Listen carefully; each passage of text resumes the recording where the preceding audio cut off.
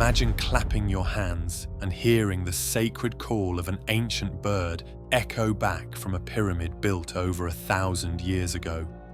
This isn't mysticism, it's acoustic engineering so precise that modern science can barely comprehend it. In 1996, researcher David Lubman made this discovery at Chichen Itza. But what he uncovered was far more than clever Maya construction. Hidden within the stones of civilizations across the globe lies evidence of a lost science that could manipulate matter itself through sound frequencies. From Tibet's levitating monks to a 100-pound man in Florida who moved 30-ton coral blocks alone in the darkness, the patterns point to one shocking truth. Humanity once possessed acoustic technologies that have been systematically erased from history. What you're about to discover challenges everything you've been taught about the past and reveals why some very powerful forces want this knowledge to remain buried forever. The tourist crowds had long since departed when David Lubman positioned himself at the base of El Castillo Pyramid. The setting sun cast long shadows across the ancient stones of Chichen Itza, and in the growing twilight, the acoustics researcher prepared to test a theory that would shatter conventional understanding of Maya engineering. He raised his hands and brought them together in a sharp clap that echoed across the plaza. What happened next should have been impossible. The pyramid responded with the unmistakable chirp of a Quetzal bird, the sacred creature of Maya mythology, not once, but repeatedly. Each handclap triggered the same melodic response, as if the ancient structure itself had learned to sing.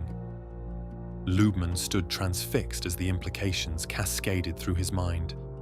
This wasn't coincidence or acoustic accident. The Maya had engineered their most sacred monument to transform simple sound into something mystical. The frequency analysis would later reveal the stunning precision behind this phenomenon. The echo returned at exactly 1207 Hertz, the precise call frequency of the resplendent Quetzal. But achieving this required mathematical calculations and architectural expertise that, according to mainstream archaeology, these ancient people simply didn't possess. Every stone, every angle, every dimension had been calibrated to create acoustic perfection. Lubman's discovery sent ripples through the archaeological community, though few were willing to confront its implications. Here was proof that the Maya understood acoustic principles centuries before European scientists would discover them. They had transformed a limestone pyramid into a massive sound machine capable of converting simple percussion into the voice of their gods. The Quetzal's significance made this acoustic miracle even more profound. In Maya cosmology, this emerald-feathered bird served as messenger between earthly and divine realms. By embedding its call within the pyramid's structure, the ancient builders had created something unprecedented, architecture that could literally give voice to the sacred. Every public ceremony, every ritual gathering would have been accompanied by the mystical bird's response, reinforcing the pyramid's divine connection. But how did they know which frequency to target? How did they calculate the precise angles needed to transform random echoes into specific bird calls? The mathematical sophistication required suggested an understanding of acoustics that rivals modern technology. Yet according to conventional history, the Maya lacked the scientific instruments necessary for such precision. Lubman's measurements revealed layer upon layer of acoustic engineering.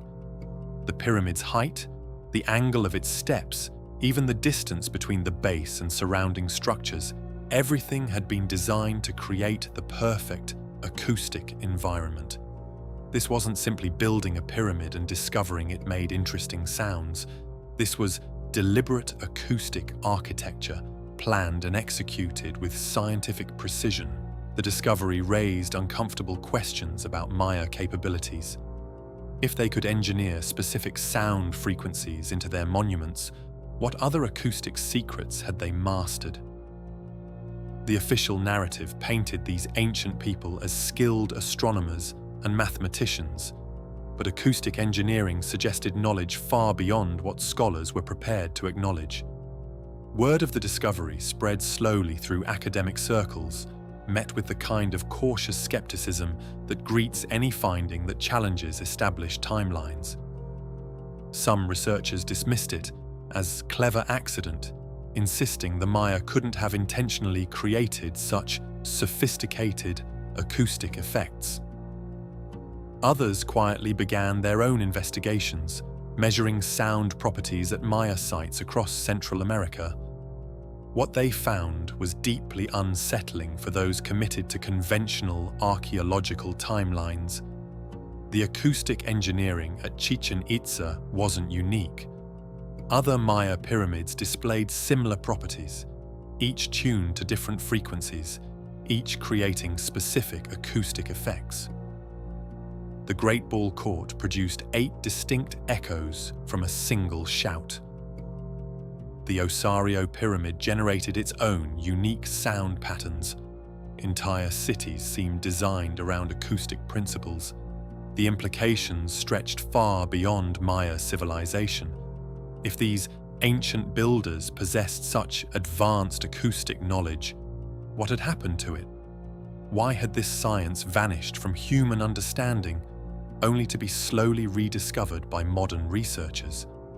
And most disturbing of all, had this knowledge truly disappeared?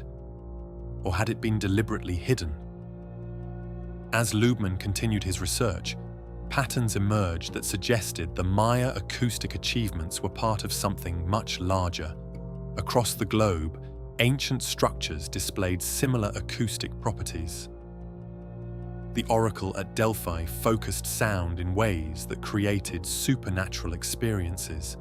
Stonehenge's acoustic properties had puzzled researchers for decades. The Great Pyramid contained chambers that resonated at specific frequencies. The evidence pointed toward a global understanding of acoustic science that conventional history insisted never existed. These weren't isolated discoveries by disconnected cultures.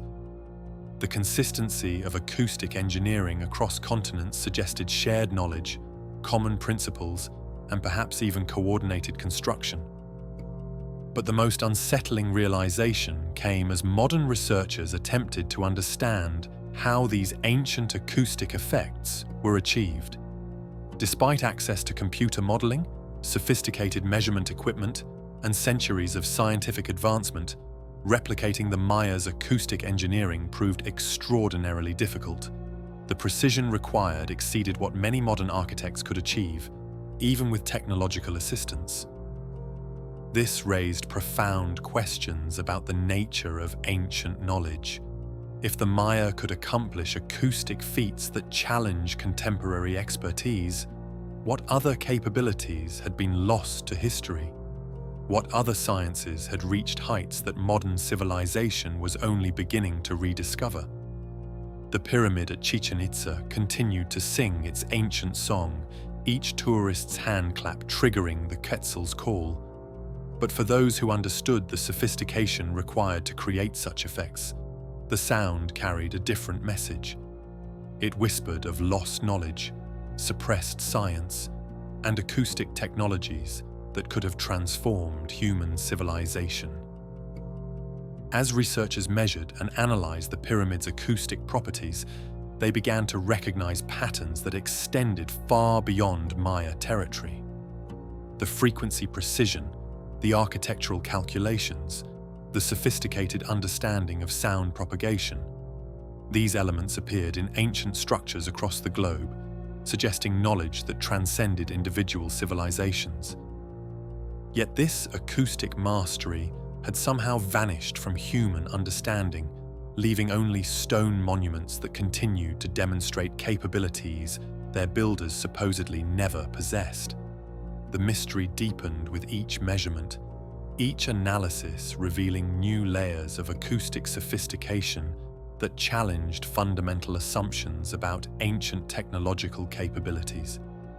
What forces could have erased such advanced knowledge from human memory What circumstances could have caused entire civilizations to abandon acoustic sciences that clearly offered profound capabilities? And most critically, was this disappearance natural? Or had someone ensured that humanity's acoustic heritage would be forgotten? The answers to these questions lay scattered across the globe, hidden within ancient structures that still resonated with frequencies their builders embedded in stone over a millennium ago. Each site held pieces of a larger puzzle, evidence of acoustic technologies that someone very powerful wanted to remain buried in the depths of forgotten history. High in the Himalayas, where the air grows thin and ancient monasteries cling to impossible cliff faces, a Swedish doctor named Jarl witnessed something that would haunt him for the rest of his life. The year was 1939, and Dr. Jarl had been invited to observe a construction project at a remote Tibetan monastery. What he saw that day defied every law of physics he had learned in medical school. The monks needed to move massive stone blocks up a sheer cliff face to complete their temple. Each block weighed several tons, far too heavy for human hands to lift. Yet as Dr. Jarl watched in stunned silence, the robed figures arranged themselves in a precise formation around the stones. 13 drums of varying sizes formed a perfect arc, their surfaces beaten with rhythmic precision. 6 long trumpets, each over 8 feet in length, added their deep, resonant voices to the growing symphony of sound. Then came the moment that shattered Dr. Jarl's understanding of reality. The massive stone block began to rise, not lifted by ropes or pulleys, not pushed by levers or machinery. The stone simply defied gravity, ascending slowly through the air as the acoustic symphony reached a crescendo. Within minutes, the multi-ton block had risen 250 meters up the cliff face, settling gently into its designated position in the temple wall. Dr. Jarl filmed the entire event, his hands trembling as he captured footage of what should have been impossible. According to his detailed notes, the levitation occurred precisely 4 minutes after the musical performance began. The timing wasn't accidental, it was calibrated, practiced, perfected through generations of acoustic knowledge. The specific frequencies used in this levitation protocol revealed a sophisticated understanding of harmonic resonance. The 13 drums weren't random in number or placement. Each produced a different fundamental frequency, and when combined with the deep tones of the 6 trumpets, they created what acoustic experts now recognize as a complex standing wave pattern.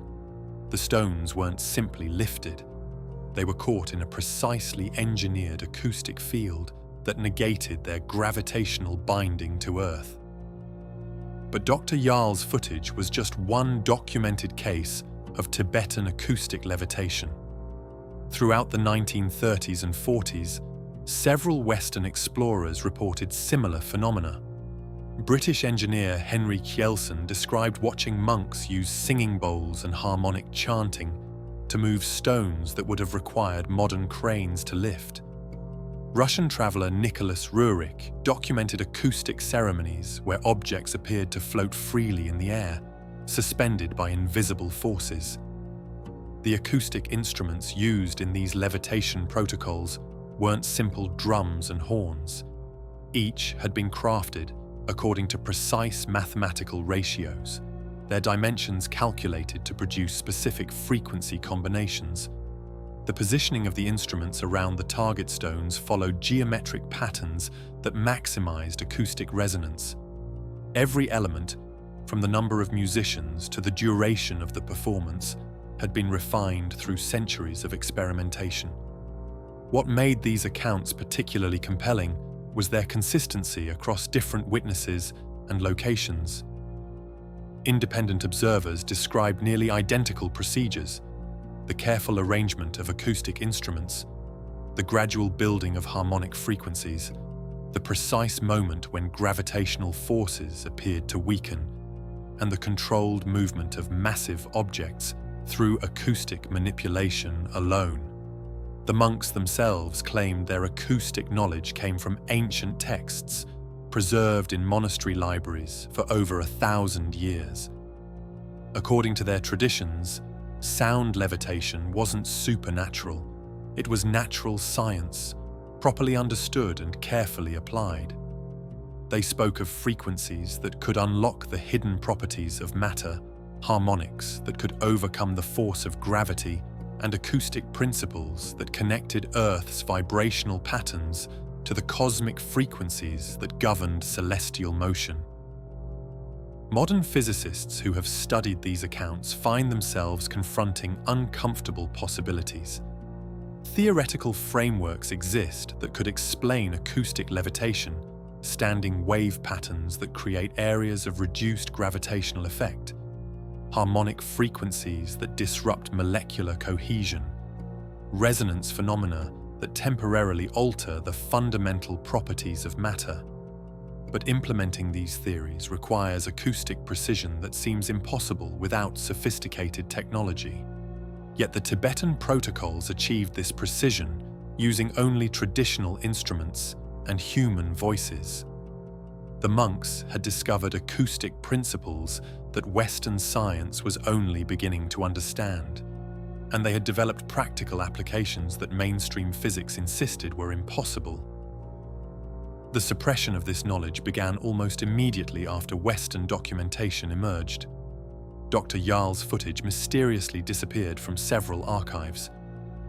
Other films and photographs of acoustic levitation vanished from research collections. Government agencies classified documents related to Tibetan acoustic research, and scientific journals refused to publish papers on acoustic levitation phenomena. The timing of this suppression wasn't coincidental.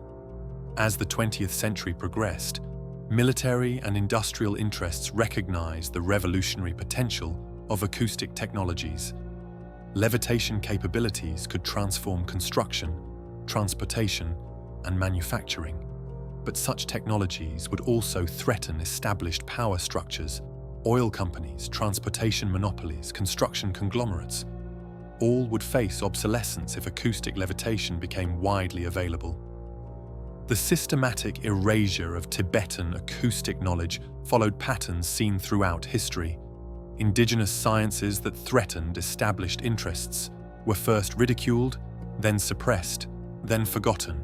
The monks' levitation protocols joined a growing list of suppressed technologies, knowledge that could benefit humanity, but posed threats to those who profited from current limitations.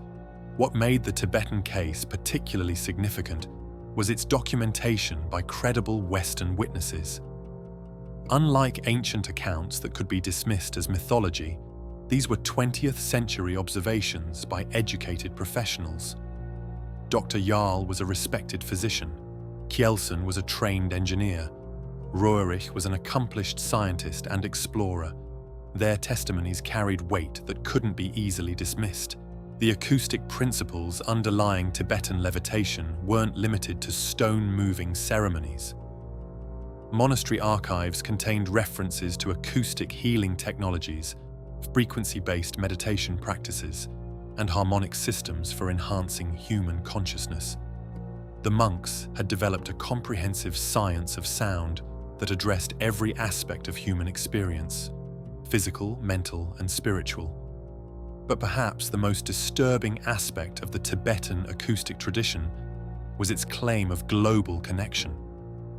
According to monastery records, their frequency knowledge wasn't unique to Tibet. Similar acoustic sciences had existed worldwide, practiced by civilizations that understood the fundamental vibrational nature of reality. The Egyptian pyramid builders, the Maya acoustic engineers, the megalithic cultures of Europe, all had possessed elements of the same harmonic wisdom.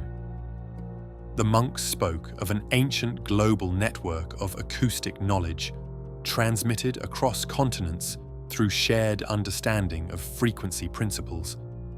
They described a time when humanity understood that sound was the fundamental force of creation. when acoustic technologies were used to build monuments that still stand today, when the science of frequency was humanity's greatest achievement. This global acoustic tradition had supposedly been systematically destroyed by forces that feared its power.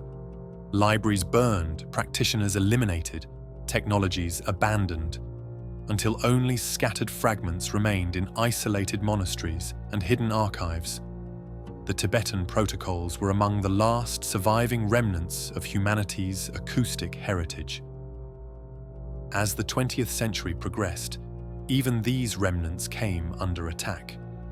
Political upheaval in Tibet scattered the monks, destroyed their libraries, and disrupted the transmission of acoustic knowledge to new generations. Ancient texts were lost, elder practitioners died without passing on their expertise, and the carefully preserved protocols for acoustic levitation began to fade from human memory. The few Western researchers who attempted to study Tibetan acoustic levitation found themselves facing official obstruction, funding cuts, and professional sabotage. Academic institutions refused to support research into acoustic levitation. Government agencies classified related studies. Scientific journals rejected papers on acoustic technologies that challenged conventional physics. Today, scattered reports still emerge from remote Himalayan regions, witnesses claiming to have observed acoustic levitation, researchers documenting frequency phenomena that defy explanation, explorers discovering monastery ruins with acoustic properties that suggest advanced harmonic knowledge. But these accounts are quickly dismissed, their documentation suppressed, their witnesses discredited. The acoustic instruments used in Tibetan levitation protocols have become museum pieces, their true purpose forgotten or misunderstood. Singing bowls are sold as meditation accessories, their precise frequency capabilities ignored. Traditional drums are displayed as cultural artifacts, their acoustic engineering overlooked. The trumpets that once helped lift massive stones are silent, their harmonic secrets lost to deliberate suppression. Yet the physics behind acoustic levitation remains sound, waiting for rediscovery by researchers brave enough to challenge conventional limitations.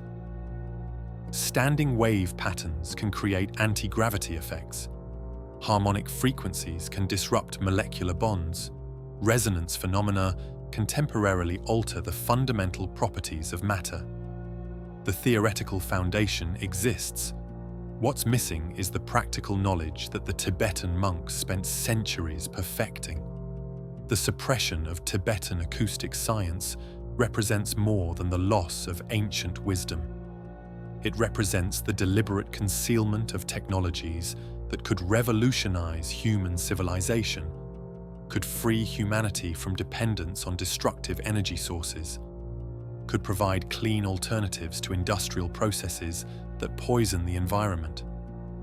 Someone very powerful ensured that these capabilities would remain hidden, these possibilities suppressed. But the stones that once rose through Himalayan air remember the frequencies that lifted them. Hidden in monastery ruins, encoded in surviving texts, preserved in the memories of scattered practitioners, the protocols for acoustic levitation wait to be rediscovered. The question isn't whether this technology exists. The question is, who will find the courage to retrieve it from the forces that have kept it buried for nearly a century? Deep within classified government archives, corporate research facilities, and private collections, evidence of acoustic levitation continues to accumulate. Modern researchers, working in secret, have begun to rediscover the frequency combinations that can overcome gravity. But their work remains hidden, their discoveries suppressed, their potential applications carefully controlled by the same interests that ensured Tibetan acoustic knowledge would disappear from public awareness. The monks knew something that threatens the very foundation of current power structures. They understood that reality itself is acoustic in nature, that sound frequencies can manipulate the fundamental forces of physics, that the right harmonic combinations can achieve what modern technology accomplishes through brute force and environmental destruction. This knowledge remains as revolutionary today as it was when Dr. Jarl first witnessed stones rising through thin mountain air, defying gravity through the precise application of acoustic science that someone desperately wants humanity to forget. Edward Leedskalnin stood barely 5 feet tall and weighed less than 100 pounds. By any measure, he was physically unremarkable, a frail, soft-spoken immigrant from Latvia who had arrived in America with little more than the clothes on his back. Yet between 1923 and 1951, this diminutive man accomplished something that defies every principle of physics and engineering. He single-handedly carved, moved, and precisely positioned over 1,100 tons of coral rock, creating a monument that stands as one of the most perplexing achievements in human history. The Coral Castle in Homestead, Florida, shouldn't exist. Not by the laws of physics, not by the limitations of human strength, and certainly not by the capabilities of one man working alone with primitive tools. Yet there it stands, massive coral blocks weighing up to 30 tons, balanced so perfectly that a child can push them with a single finger, stone crescents aligned with astronomical precision that rivals ancient observatories, and architectural achievements that modern engineers struggle to replicate, even with heavy machinery. How did Leedskalnin accomplish the impossible? According to witnesses, he worked exclusively at night, and those who lived nearby reported hearing strange sounds emanating from his property during the dark hours when he labored. Not the sounds of machinery or construction equipment, but something far more mysterious, a deep, resonant humming that seemed to come from the very stones themselves. Leedskalnin himself offered tantalizing hints about his methods, claiming he had discovered the secrets of the pyramids and understood how the ancient Egyptians had moved massive stones without modern technology. He spoke cryptically of magnetism, electricity, and cosmic forces, leaving behind notebooks filled with diagrams and calculations that suggested knowledge far beyond what a self-educated man should have possessed. The evidence of impossible achievement was everywhere in Leedskalnin's creation. The castle's main gate, a 9-ton coral slab, was so perfectly balanced that it could be opened with the gentle push of a pinky finger.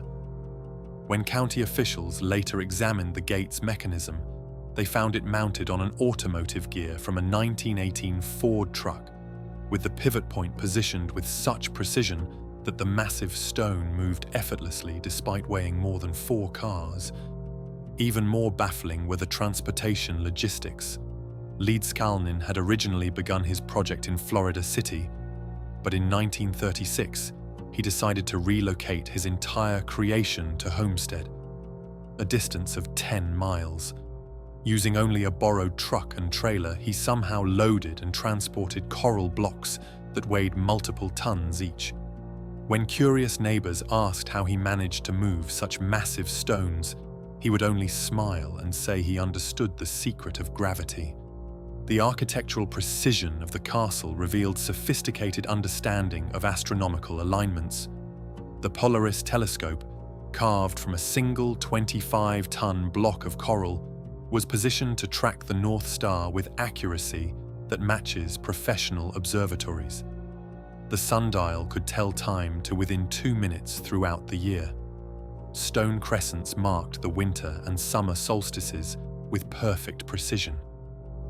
But perhaps the most revealing clue came from the few witnesses who managed to observe Leedskalnin at work. A teenager named Orvol Irwin claimed he had watched the mysterious immigrant place his hands on massive coral blocks and sing to them in a strange, melodic language. According to Irwin's account, the stones would begin to glow with a soft, phosphorescent light before slowly rising into the air, floating like feathers until Leedskalnin guided them into their designated positions. Other witnesses reported similar phenomena. Children playing near the castle boundaries spoke of seeing coral blocks suspended in mid-air, rotating slowly as if weightless. Adults dismissed these accounts as childhood imagination, but the consistency of the descriptions, glowing stones, melodic sounds, apparent levitation, suggested something far more extraordinary than juvenile fantasy. Leedskalnin's own writings provided cryptic insights into his methods. He spoke of understanding the relationship between magnetism and gravity, claiming that current flowing through wire created magnetic fields that could be manipulated to overcome gravitational force. His diagrams showed electromagnetic coils positioned around coral blocks, with calculations suggesting he had developed a method for creating localized anti-gravity fields. The magnetic properties of coral rock added another layer to the mystery. Unlike most limestone, coral contains significant amounts of metallic minerals that respond to magnetic fields. Leedskalnin seemed to understand this property intimately, positioning his blocks according to principles that modern researchers are only beginning to comprehend. Each stone was oriented to align with Earth's magnetic field, creating a complex grid of electromagnetic energy that permeated the entire structure. Modern acoustic analysis of the castle has revealed properties that echo the Maya pyramid discoveries and Tibetan levitation protocols. The positioning of the coral blocks creates natural acoustic chambers that amplify and focus sound waves. The resonant frequencies generated within these chambers correspond to the same harmonic patterns found in ancient levitation sites worldwide. Electromagnetic measurements at the castle show anomalous readings that conventional science struggles to explain. Compass needles behave erratically throughout the structure. Metal objects exhibit unusual magnetic properties. Electronic equipment experiences interference that suggests the presence of powerful electromagnetic fields generated by unknown means. The parallels between Leedskalnin's achievements and ancient acoustic levitation technologies are too numerous to dismiss as coincidence. His references to pyramid secrets suggest direct connection to Egyptian acoustic knowledge. His understanding of magnetic principles mirrors Tibetan texts describing frequency manipulation of gravitational forces. His ability to work alone at night echoes accounts of ancient builders who accomplished impossible feats using acoustic technologies. But why did Leedskalnin work in secrecy? Why did he refuse to demonstrate his methods publicly? The answer may lie in his awareness of the revolutionary implications of his discoveries. Acoustic levitation technology could transform every aspect of human civilization, construction, transportation, energy production. Such capabilities would threaten powerful industries built on current technological limitations. Leedskalnin's isolation and secrecy suggest he understood the dangerous nature of his knowledge. He had rediscovered acoustic principles that someone wanted to remain hidden. By working alone and speaking cryptically about his methods, he may have been protecting both himself and his discoveries from forces that had systematically suppressed similar technologies throughout history. The timing of Leedskalnin's work coincided with increasing government interest in unconventional physics research. During the 1940s and 50s, classified programs investigated acoustic levitation, electromagnetic manipulation, and anti-gravity technologies. Some researchers believe Leedskalnin's achievements came to official attention, leading to covert monitoring of his activities and eventual acquisition of his research materials after his death. When Leedskalnin died in 1951, he took his secrets with him. His notebooks disappeared from his workshop before authorities could examine them. Neighbours reported seeing government vehicles at the castle in the days following his death. Tools and equipment that had been stored in his workshop vanished without explanation. The knowledge that had enabled one small man to move mountains died with him, or was carefully retrieved by interests that preferred such capabilities, remain classified. Modern attempts to understand Leeds-Kalnin's methods have faced systematic obstruction. Researchers seeking to examine the castle's electromagnetic properties have been denied access.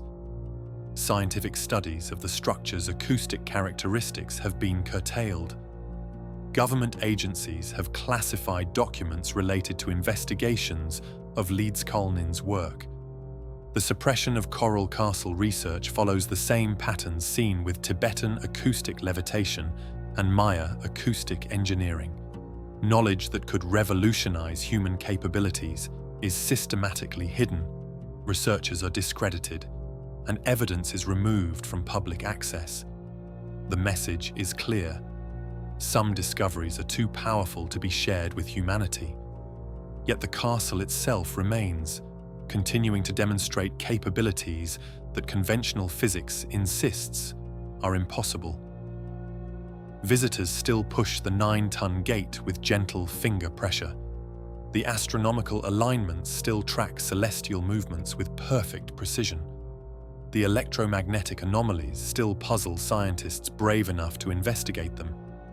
Hidden within Leeds-Kalnin's creation are clues to acoustic technologies that could free humanity from dependence on destructive energy sources, could revolutionize construction and transportation, could provide clean alternatives to industrial processes that poison the environment. One man proved these capabilities exist, but powerful forces ensure his discoveries remain buried with him. The coral blocks themselves hold memory of the frequencies that lifted them, the harmonic patterns that guided their placement, the acoustic principles that enabled their precise positioning. Modern researchers working in secret have begun to decode these stone memories, rediscovering frequency combinations that can overcome gravity, unlock the electromagnetic secrets that Leeds-Kalnin understood so well. But their work remains hidden, their discoveries suppressed, their potential applications carefully controlled by the same interests that ensured Leeds-Kalnin's notebooks would disappear. His methods would remain mysterious. His revolutionary capabilities would be forgotten by a world that desperately needs the clean, sustainable technologies he had mastered. The Coral Castle stands as proof that acoustic levitation isn't ancient mythology or Tibetan mysticism. It's practical science that one determined individual rediscovered and applied with stunning success. But it also stands as a monument to suppression, a reminder that knowledge capable of transforming human civilization remains carefully hidden from those who could benefit most from its application. In the Florida heat, among perfectly balanced coral blocks that defy explanation, the ghost of Edward Leeds-Kalnin whispers the same secrets that echo from Maya pyramids and Tibetan monasteries. Acoustic frequencies can manipulate matter, harmonic patterns can overcome gravity, and someone very powerful will do anything to ensure humanity never learns to listen to the songs that stones remember from the darkness when one small man made them dance through the air like weightless dreams. 2,300 miles from the nearest populated land, in the vast emptiness of the Pacific Ocean, stands one of archaeology's most enduring mysteries. Easter Island, Rapa Nui to its original inhabitants, hosts nearly 900 massive stone statues that have puzzled researchers for centuries. But recent acoustic analysis has revealed something far more extraordinary than anyone imagined. The moai weren't randomly positioned across the island. They form a precise frequency grid, a massive acoustic network designed to amplify and channel sound waves with scientific precision that rivals modern telecommunications systems. The revelation began with a simple observation by archaeoacoustics researcher Dr. Sarah Chen. While studying the island's cultural significance in 2018, she noticed that the moai seemed to be positioned at regular intervals that corresponded to specific acoustic wavelengths. When she began measuring the distances between statues, a pattern emerged that sent chills through the archaeological community. The spacing between moai matched the mathematical ratios required for optimal acoustic resonance. Each statue wasn't simply a cultural monument, it was an acoustic antenna, precisely positioned to receive, amplify, and transmit sound frequencies across the island's terrain. The varying heights of the moai, ranging from 6 to 33 feet, weren't artistic choices, but technical specifications designed to create different resonant frequencies. Taller statues handled longer wavelengths, shorter ones processed higher frequencies, creating a comprehensive acoustic spectrum that could manipulate sound waves across enormous distances. The acoustic properties of the volcanic rock from which the moai were carved added another layer of sophistication to the system. Rano Raraku tuff, the compressed volcanic ash used in statue construction, contains metallic minerals that create natural electromagnetic resonance when subjected to specific frequencies. The ancient builders hadn't simply chosen convenient stone, they had selected material with precise acoustic characteristics necessary for their frequency grid. Ground-penetrating radar revealed that most moai extend deep underground, with bodies that are often larger than their visible heads. These buried portions aren't victims of soil accumulation, they're integral components of the acoustic system, designed to anchor each statue into the island's geological substrate and create resonant connections with underground acoustic channels that span the entire island. The positioning of the statues followed mathematical principles that modern acoustic engineers recognize as advanced harmonic theory. Clusters of moai at sites like Rano Raraku and Ahu Tongariki weren't ceremonial gatherings but acoustic arrays configured to generate standing wave patterns that could focus sound energy with laser-like precision. The famous 15 statues at Ahu Tongariki, restored to their original positions, create acoustic effects that demonstrate the sophisticated understanding their builders possessed. When researchers tested the acoustic properties of these arrays, they discovered something remarkable. Sound waves generated at one cluster of statues would be amplified and transmitted to other clusters across the island, creating an acoustic communication network that spanned the entire landmass. Whispers spoken near the moai at Rano Raraku could be heard clearly at Orongo Ceremonial Village, over 2 miles away, transmitted through the statue network with minimal signal degradation. The implications were staggering. The builders of Easter Island hadn't created a collection of impressive monuments. They had engineered a technological marvel that turned the entire island into a massive acoustic instrument. Every statue was a component in this island-wide frequency system, positioned according to acoustic principles that required sophisticated understanding of wave propagation, resonance phenomena, and harmonic mathematics. But the acoustic network served purposes beyond communication. Dr. Chen's team discovered that the frequency combinations generated by the moai arrays matched the resonant frequencies of volcanic rock formations throughout the island. By manipulating these acoustic patterns, the ancient inhabitants could potentially monitor seismic activity, predict volcanic eruptions, and maintain geological stability through frequency intervention. The construction logistics of the moai revealed additional acoustic secrets. Traditional archaeology had struggled to explain how the massive statues were transported from the quarry at Rano Raraku to positions across the island. The conventional theory involved teams of workers using ropes and wooden rollers to move statues weighing up to 80 tons across difficult terrain, a process that would have required enormous manpower and resources. Local oral traditions, however, told a different story. According to Rapa Nui legends, the Moai had walked to their positions, moving across the island under their own power, guided by sacred chants and rhythmic ceremonies.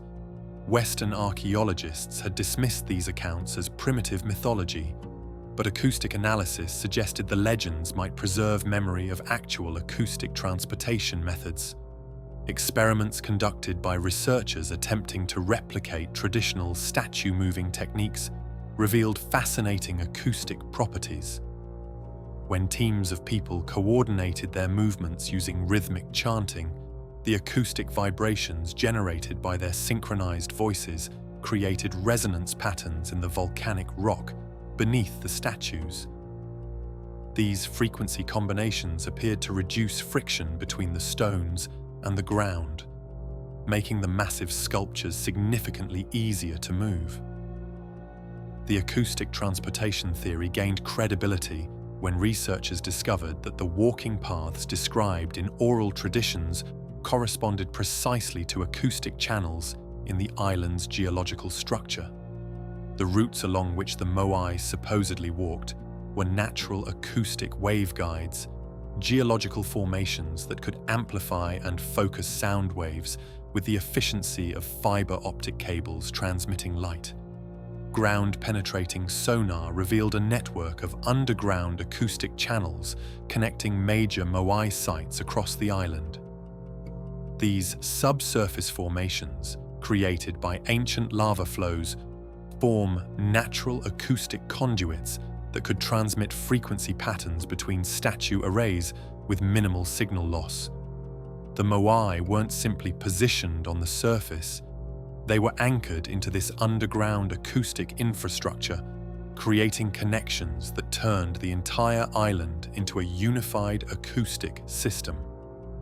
The sophistication of this network became apparent when researchers mapped the acoustic pathways connecting different statue sites. The underground channels followed geometric patterns that maximize signal strength while minimizing interference between different frequency transmissions. Multiple acoustic pathways could operate simultaneously without creating destructive interference, suggesting advanced understanding of acoustic multiplexing technologies that modern telecommunication systems use today. But perhaps the most extraordinary discovery came when Dr. Chen's team analyzed the acoustic properties of the island's most famous site, the 15 restored Moai at Ahu Tongariki. When subjected to acoustic testing, this statue array demonstrated the ability to generate extremely low-frequency sound waves, infrasonic patterns below the range of human hearing, but capable of traveling vast distances across ocean waters. The implications were revolutionary. If the Easter Island acoustic grid could generate and transmit infrasonic signals across oceanic distances, it might have served as a navigation beacon for ancient Pacific voyagers. Ships approaching the island could have used acoustic receivers to detect the Moai transmissions from hundreds of miles away, guiding them to safe harbor through the treacherous waters surrounding this isolated landmass. Archaeological evidence supports this theory. Ancient settlements throughout Polynesia show evidence of acoustic technologies similar to those found on Easter Island. Stone platforms in Tonga, temple complexes in Tahiti, and ceremonial sites across the Pacific Islands display acoustic properties that suggest a connected network of frequency-based communication and navigation systems spanning the entire Pacific Ocean. The destruction of this acoustic network began with European contact in 1722.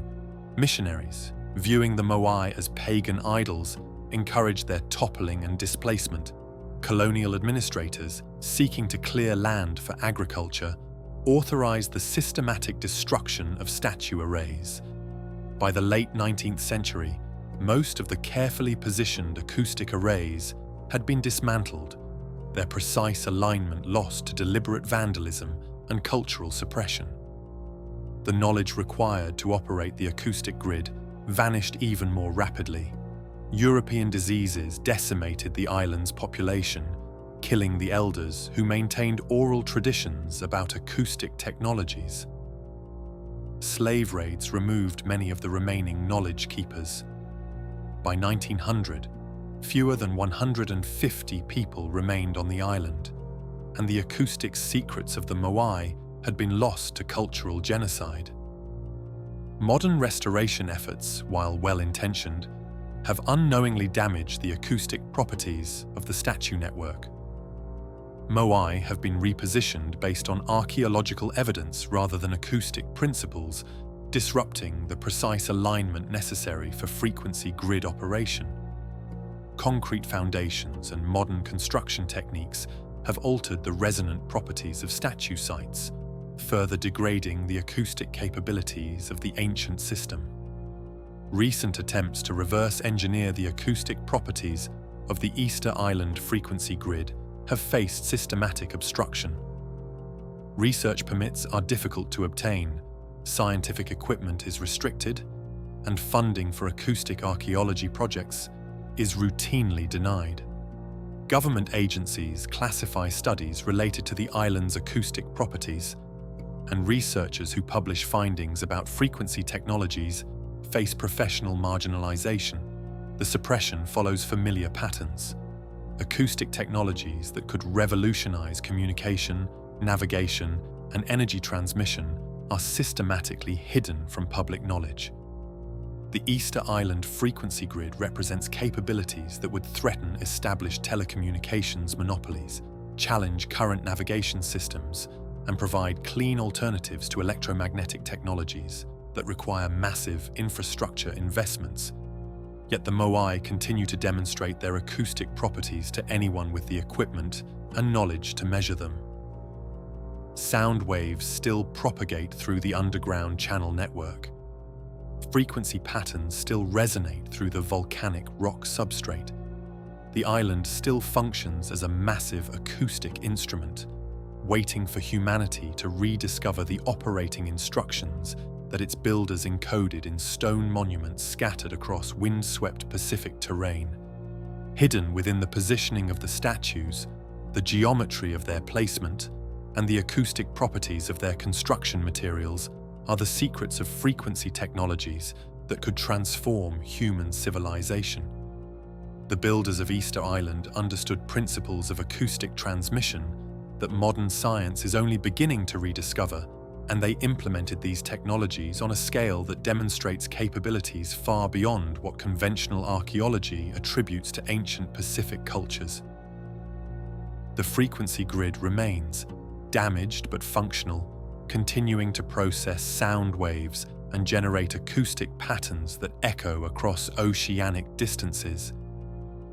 Each Moai stands as a monument to suppressed knowledge, a reminder that humanity once possessed acoustic technologies that could connect distant lands, guide travelers across vast waters, and create communication networks that spanned entire ocean basins. But the grid also stands as evidence of ongoing suppression, proof that knowledge capable of revolutionizing human capabilities continues to be systematically hidden from those who could benefit most from its application.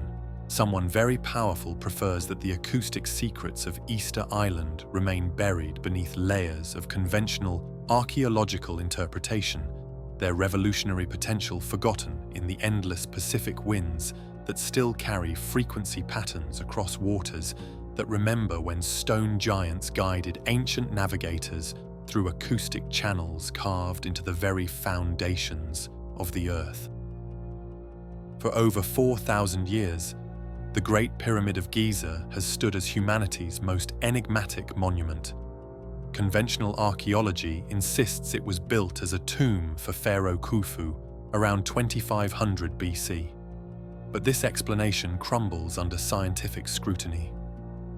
No mummy has ever been found within its chambers. No hieroglyphic inscriptions mark its walls.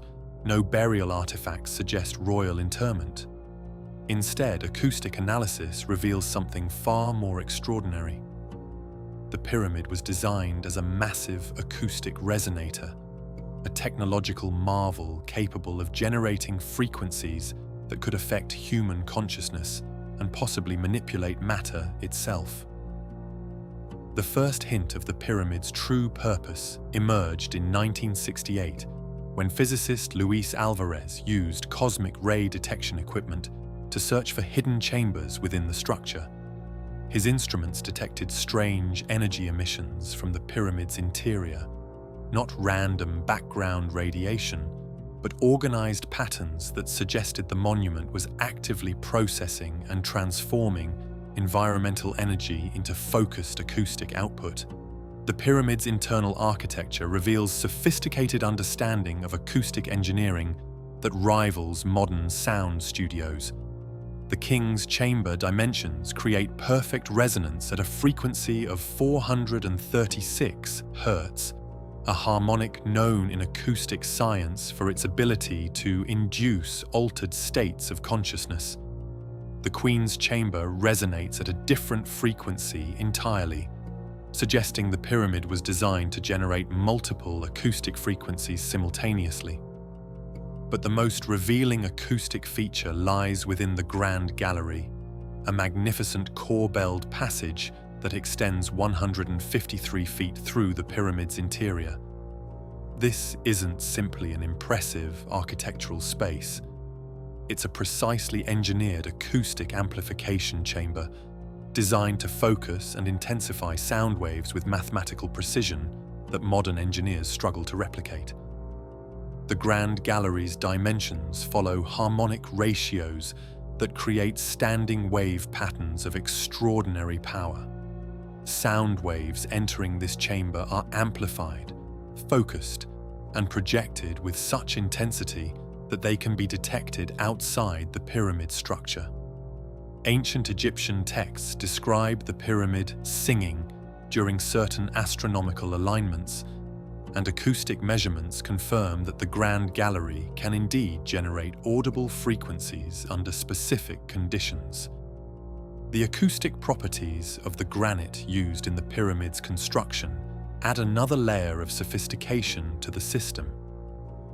Unlike the limestone blocks that form the pyramid's bulk, the granite components contain high percentages of quartz crystal, creating natural piezoelectric properties that can convert mechanical stress into electrical energy.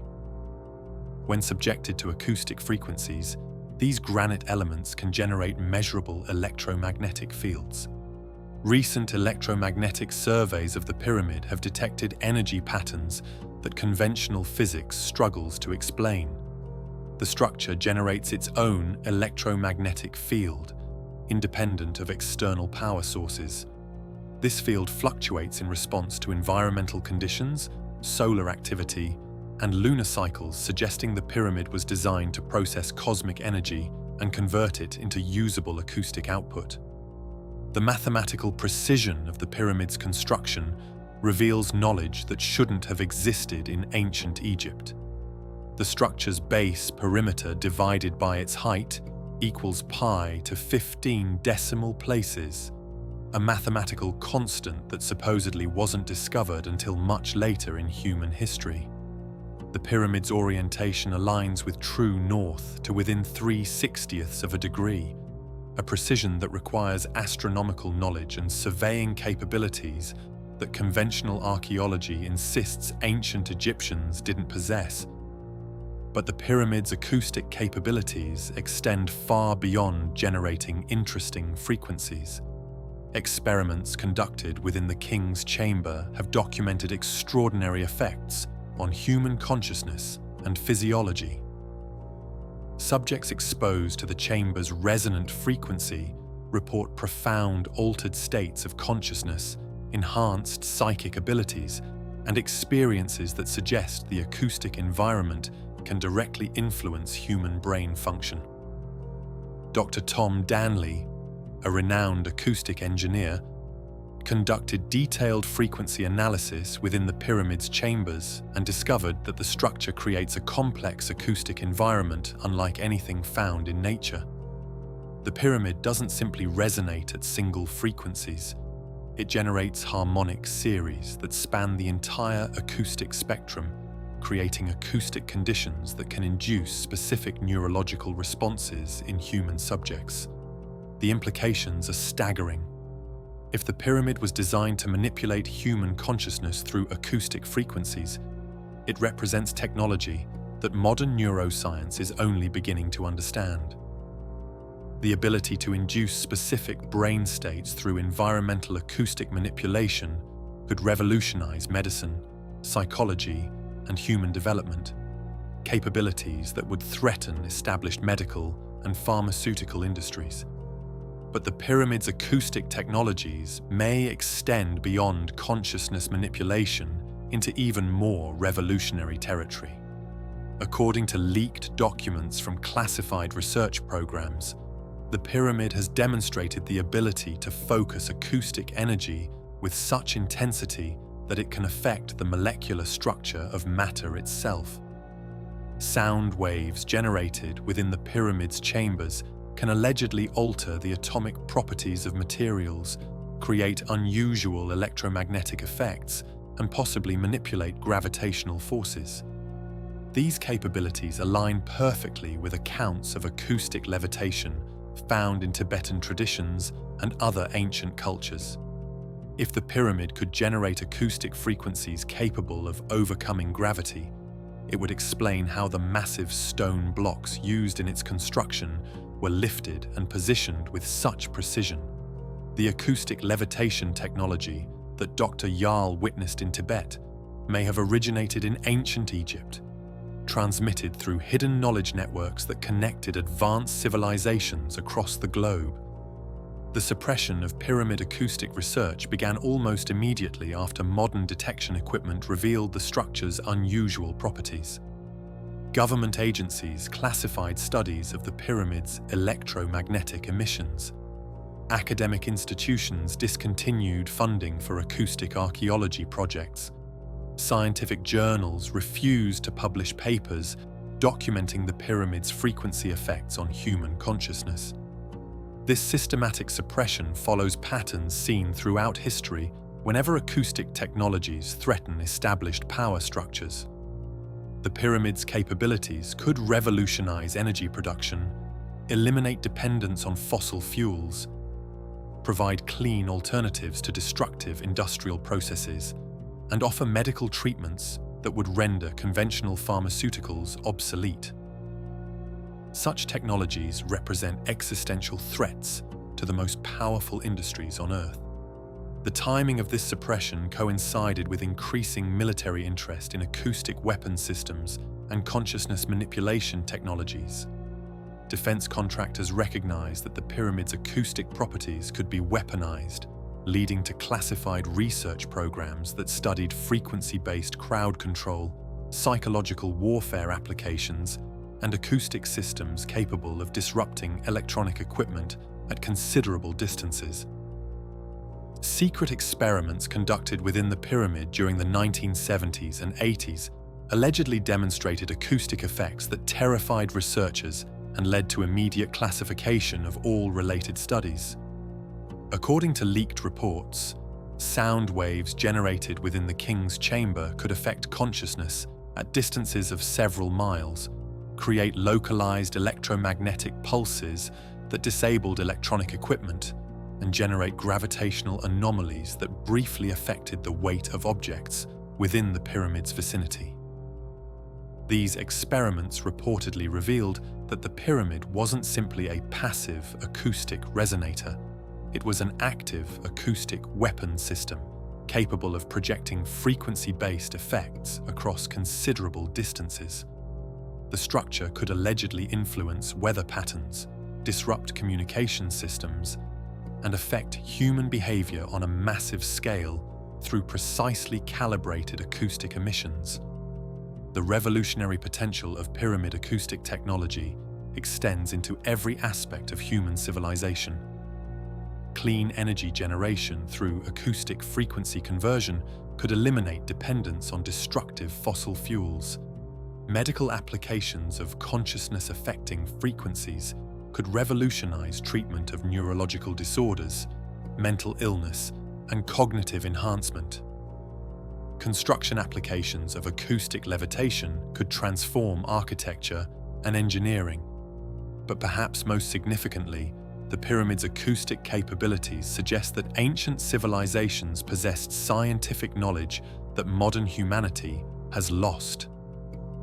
The precision engineering required to create such sophisticated acoustic effects indicates understanding of physics, mathematics, and consciousness that challenges fundamental assumptions about historical technological development. The systematic destruction of pyramid-related acoustic knowledge mirrors the suppression of Tibetan levitation protocols, Maya frequency engineering, and other acoustic technologies throughout history.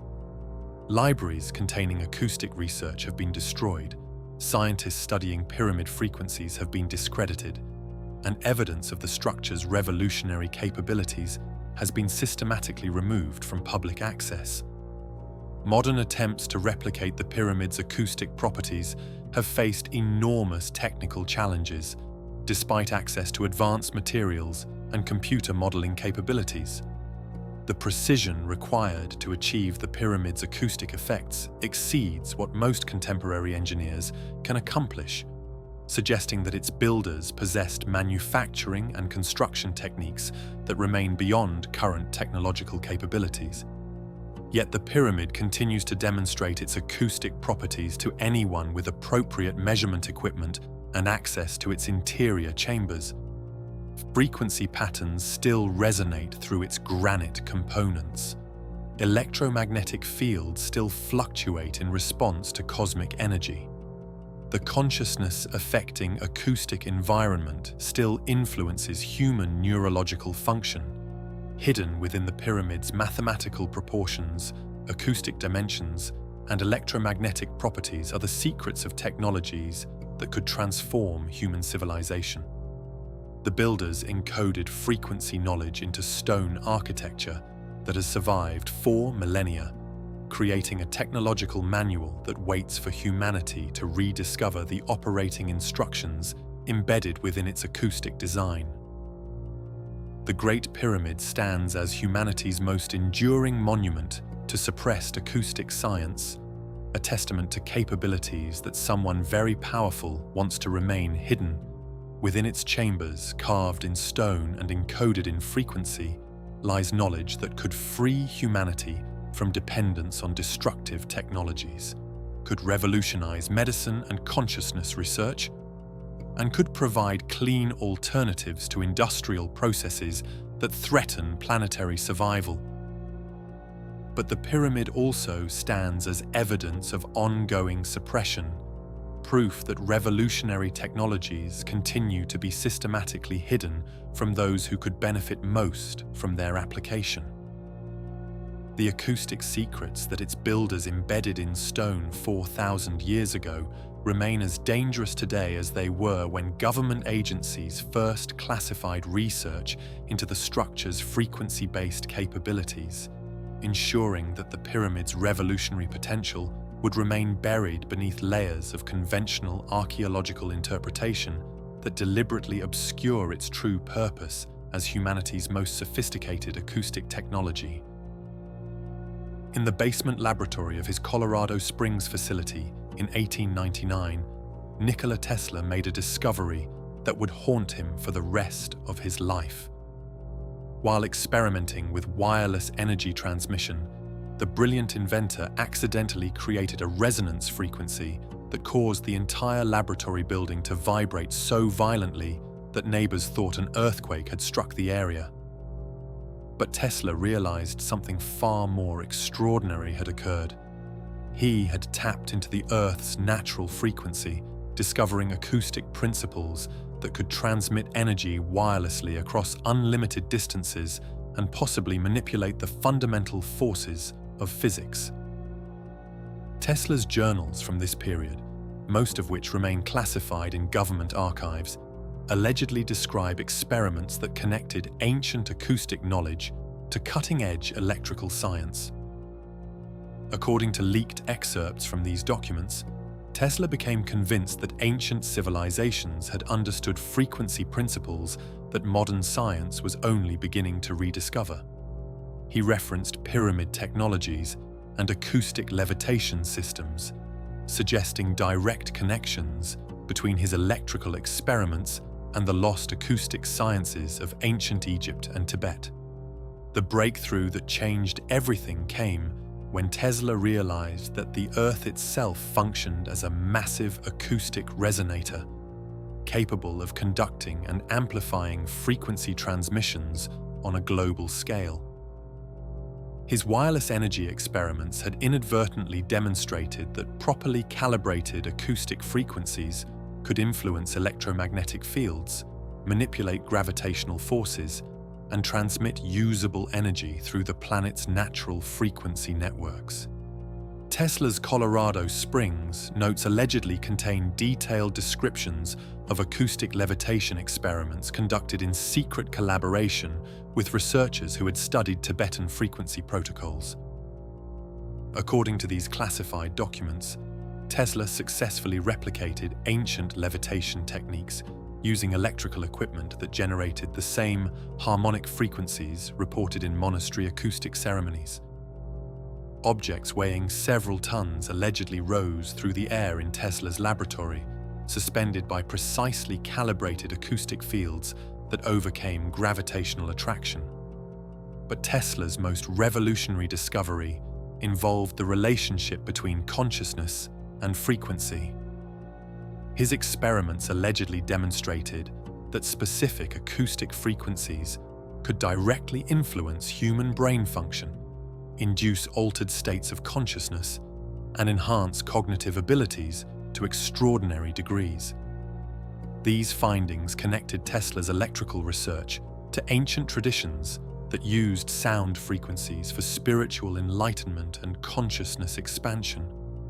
The military implications of Tesla's acoustic discoveries terrified government officials and industrial leaders. Wireless energy transmission could eliminate dependence on centralized power systems, threatening the emerging electrical utility monopolies. Acoustic levitation could revolutionize transportation and construction, making existing infrastructure obsolete. Consciousness-affecting frequencies could be weaponized for crowd control or psychological warfare, creating unprecedented possibilities for social manipulation. Tesla's notebooks describe experiments with acoustic weapons capable of generating targeted electromagnetic pulses that could disable electrical systems across entire cities. According to leaked accounts, he successfully tested frequency devices that could induce earthquakes by resonating with geological fault lines, create localized weather disturbances through atmospheric acoustic manipulation, and generate pressure waves powerful enough to demolish buildings from miles away. The suppression of Tesla's acoustic research began while he was still conducting experiments. Financial backers withdrew funding for projects that threatened established energy monopolies. Patent applications for acoustic devices were classified by government agencies and removed from public access. Laboratory equipment was confiscated during mysterious raids that Tesla himself attributed to forces that fear the liberation of human potential. J.P. Morgan's withdrawal of support for Tesla's Wardenclyffe project in 1906 wasn't simply a business decision. It was a calculated move to prevent acoustic technologies from reaching commercial development. Morgan and other financial titans recognized that Tesla's discoveries could eliminate the scarcity-based economic models that generated their wealth. Free wireless energy and acoustic transportation would destroy the foundations of industrial capitalism. Tesla's final years were marked by increasing paranoia about government surveillance and corporate espionage targeting his acoustic research. He claimed that agents regularly searched his hotel rooms, seeking notebooks containing frequency formulas that could revolutionize human civilization. Many of his most important discoveries were allegedly encoded in personal cipher systems and hidden in locations that remain unknown to this day. When Tesla died in 1943, the FBI immediately seized all his papers, notebooks, and experimental equipment. According to official reports, these materials were examined by government scientists and deemed of no practical value. But leaked documents suggest a very different truth. Tesla's acoustic research was classified at the highest levels and incorporated into secret military programs that continue to this day. The classified acoustic weapons programs that emerged from Tesla's research allegedly included Project Sanguine, a system for generating extremely low-frequency transmissions capable of disrupting human neurological function across vast areas. Documents obtained through Freedom of Information Act requests, heavily redacted, suggest that Tesla's consciousness-affecting frequency discoveries were weaponized for psychological warfare applications during the Cold War era. Modern researchers attempting to replicate Tesla's acoustic experiments have faced systematic obstruction. Patent applications for acoustic levitation devices are routinely classified and removed from public access. Scientists studying consciousness-affecting frequencies receive threats, lose funding, and find their careers systematically destroyed. The message is clear. Tesla's acoustic discoveries remain too dangerous for public knowledge. The connection between Tesla's work and ancient acoustic sciences wasn't coincidental. His personal library contained extensive collections of texts on Egyptian acoustic engineering, Tibetan frequency protocols, and indigenous sound healing traditions. Tesla believed that ancient civilizations had achieved technological capabilities that modern science was struggling to rediscover, and his electrical experiments were attempts to recreate lost acoustic technologies using contemporary materials and methods. Tesla's wireless energy experiments at Wardenclyffe allegedly demonstrated global energy transmission using principles identical to those found in ancient acoustic networks. His famous tower wasn't simply an electrical transmitter. It was designed to tap into Earth's natural frequency resonance, the same acoustic channels that ancient civilizations had used to power their levitation technologies and communication systems. The suppression of Tesla's acoustic legacy represents one of history's greatest technological cover-ups.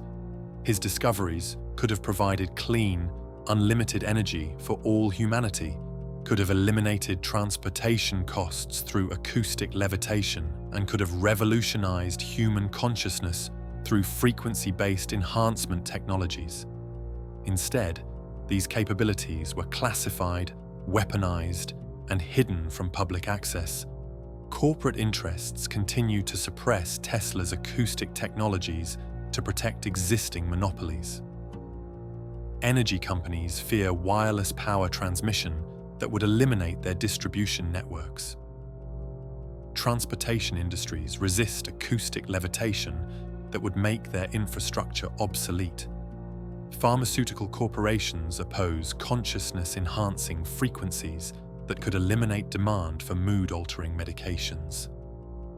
Government agencies maintain classification of Tesla's acoustic research to preserve military advantages and social control capabilities.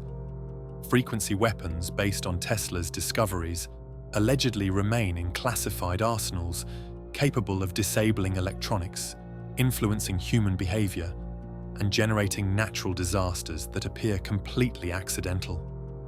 The power to control consciousness through acoustic manipulation represents the ultimate tool for social control. Recent declassified documents reveal that Tesla's acoustic research influenced multiple secret programs throughout the 20th century. The HAARP facility in Alaska allegedly incorporates Tesla-based frequency technologies for atmospheric manipulation. Classified mind control experiments reportedly use Tesla's consciousness-affecting frequencies for psychological torture and behavior modification. Earthquake weapon programs supposedly employ Tesla's geological resonance discoveries for covert warfare applications. The few researchers brave enough to investigate Tesla's acoustic legacy have made disturbing discoveries.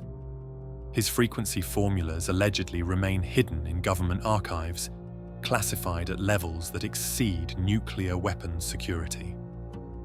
Corporate research facilities continue Tesla's work in secret, developing acoustic technologies for military and industrial applications while ensuring that beneficial civilian uses never reach public development. Tesla's acoustic discoveries connected every element of the global frequency conspiracy. His work validated ancient levitation technologies, explained pyramid acoustic engineering, and provided scientific foundation for consciousness manipulation through sound. But his research also demonstrated that these capabilities could be recreated using modern technology, making acoustic suppression even more critical for those who profit from current limitations. The revolutionary potential of Tesla's acoustic science extends far beyond anything he achieved during his lifetime. Modern materials, science, computer control systems, and precision manufacturing could amplify his discoveries to unprecedented levels. Acoustic levitation could eliminate transportation costs and revolutionize construction. Wireless energy could end fossil fuel dependence and provide clean power for all humanity. Consciousness enhancement could accelerate human evolution and eliminate most forms of mental illness.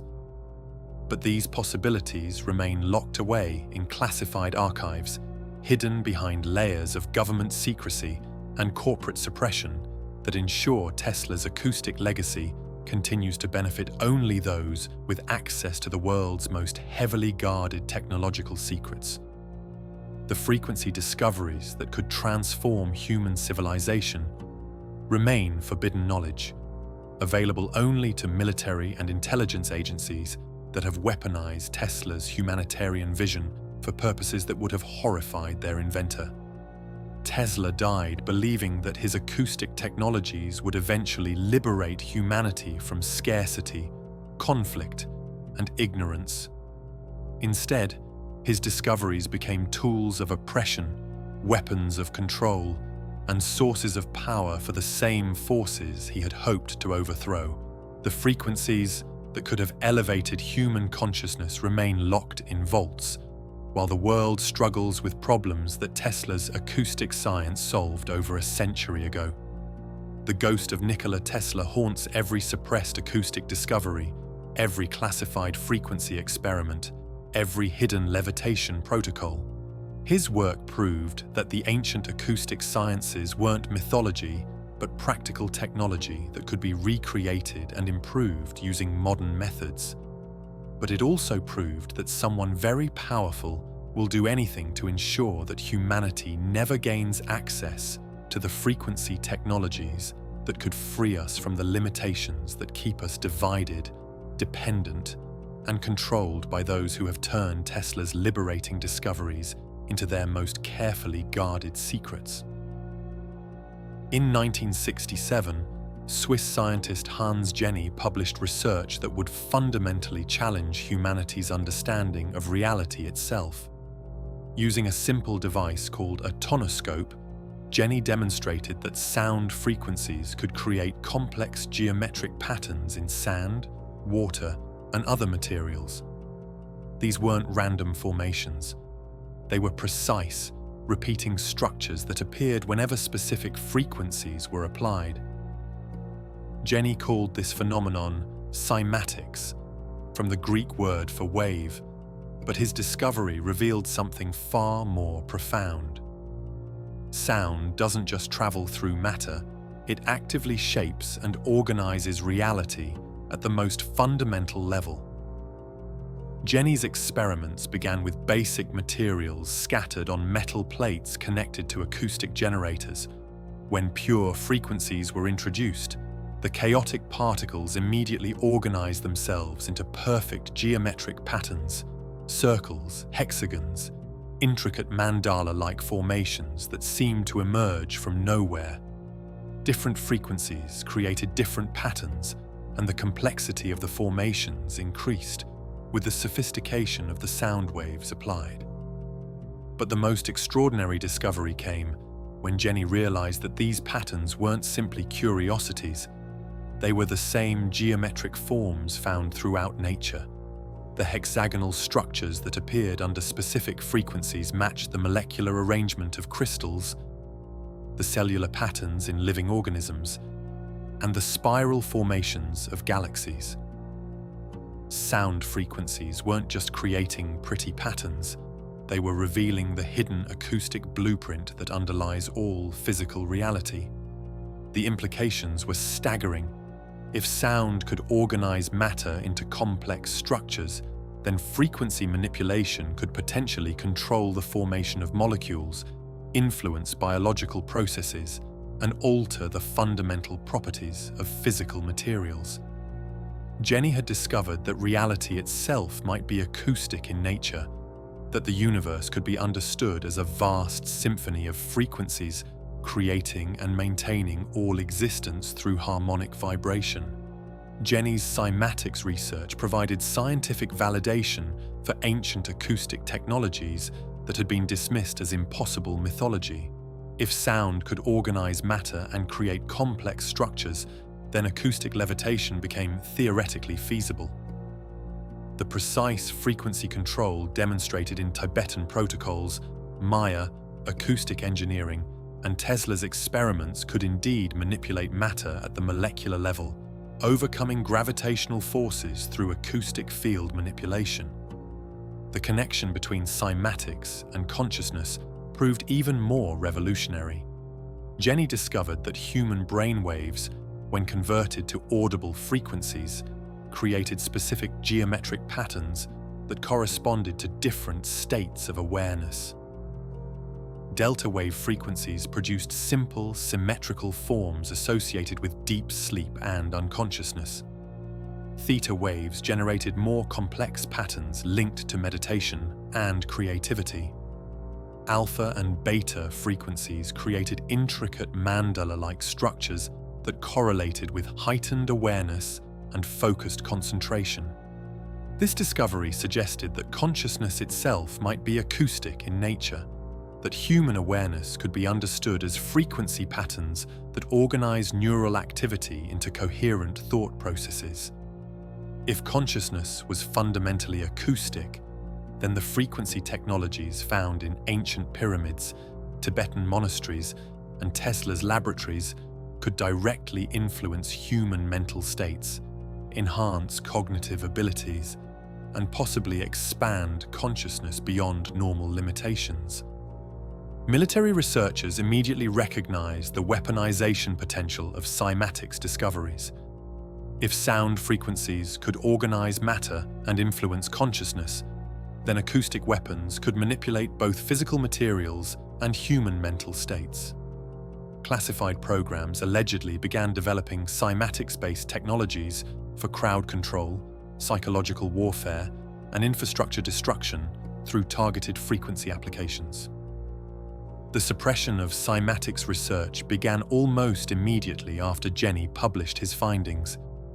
Funding for acoustic research was systematically reduced. Academic institutions discontinued cymatics programs, and scientists studying frequency effects on matter faced professional marginalization.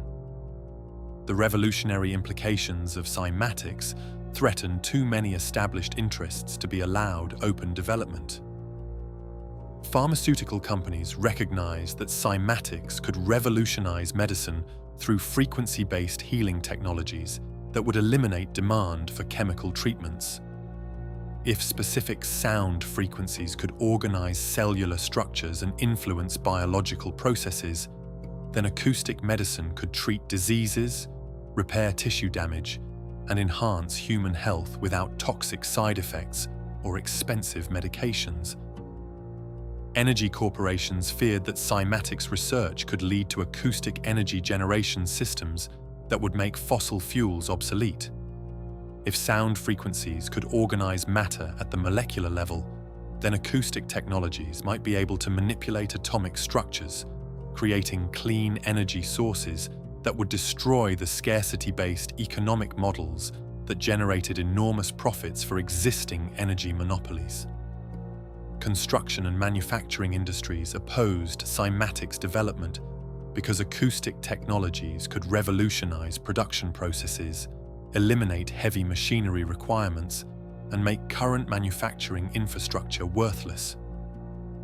If sound frequencies could shape matter directly, then acoustic manufacturing could create complex products without traditional tools, materials, or assembly processes. The suppression extended into academic institutions where cymatics research was ridiculed, marginalized, and systematically defunded. Scientists attempting to replicate Jenny's experiments faced equipment sabotage, career destruction, and personal threats. University programs studying acoustic effects on matter were discontinued, and research papers documenting cymatics phenomena were rejected by scientific journals. Corporate suppression involved patent seizures, research acquisition, and systematic classification of cymatics discoveries. Companies developing acoustic technologies found their innovations immediately classified by government agencies and removed from public access. Inventors working on frequency-based devices experienced mysterious accidents, laboratory fires, and equipment failures that destroyed years of research progress. Government classification programs extended far beyond simple military applications. Intelligence agencies recognized that cymatics could provide unprecedented surveillance capabilities, acoustic technologies that could remotely influence human behavior, disrupt electronic systems, and manipulate physical structures without leaving detectable evidence. These capabilities were too valuable for national security applications to be allowed civilian development. The few cymatics researchers who continued their work in secret made discoveries that confirmed the most revolutionary implications of Jenny's original experiments. Sound frequencies could indeed manipulate matter at the atomic level, influence biological processes in living organisms, and alter consciousness states through targeted acoustic applications. But these discoveries remained hidden, their potential applications carefully controlled by military and intelligence agencies. Modern cymatics research conducted in classified facilities allegedly demonstrates capabilities that exceed anything Jenny could have imagined.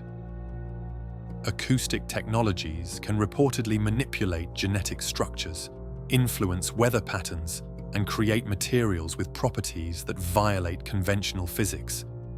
These discoveries remain locked in government archives, available only to military and intelligence applications that weaponize acoustic science for covert operations. The connection between cymatics and ancient acoustic technologies became apparent as researchers studied historical accounts of frequency-based achievements.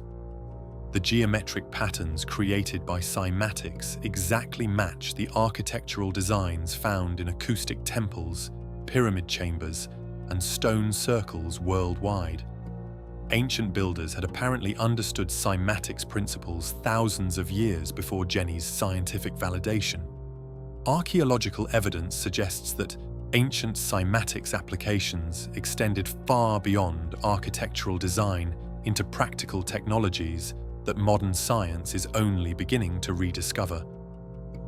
Stone formations at acoustic sites worldwide display geometric patterns that could only have been created through sophisticated frequency manipulation. Ancient metallurgy shows evidence of acoustic processing techniques that achieved material properties impossible through conventional methods. The systematic destruction of ancient cymatics knowledge followed patterns that continue today. Libraries containing frequency research were burned, practitioners were eliminated, and acoustic technologies were deliberately forgotten through cultural suppression and historical revision. The same forces that suppress modern cymatics research also ensured that ancient acoustic sciences would be lost to collective human memory. Yet cymatics principles continue to operate throughout the natural world, demonstrating their validity regardless of human acknowledgement or suppression. Crystal formations follow cymatics patterns, cellular structures develop according to acoustic principles, and planetary movements create frequency relationships that influence Earth's geological and atmospheric processes. The universe itself validates cymatics through every organized structure that emerges from apparent chaos. Hidden within Jenny's cymatics discoveries are the keys to technologies that could revolutionize every aspect of human civilization. Acoustic medicine could eliminate most diseases, frequency-based manufacturing could end scarcity and poverty, and consciousness-enhancing acoustic technologies could accelerate human evolution beyond current limitations. These possibilities remain suppressed because they threaten the power structures that profit from humanity's continued dependence on destructive, inefficient technologies. The cymatics revolution waits in classified laboratories, hidden patents, and suppressed research archives. Scientists working in secret continue to explore the relationship between sound and reality, discovering acoustic technologies that could transform human civilization if they were ever allowed to reach public development. But the same forces that suppressed Jenny's original research ensure that cymatics remains forbidden knowledge, its revolutionary potential carefully controlled by those who understand that sound is the fundamental force of creation itself. Cymatics proves that reality is acoustic, that consciousness is frequency-based, and that sound technologies could liberate humanity from every limitation that currently constrains our species.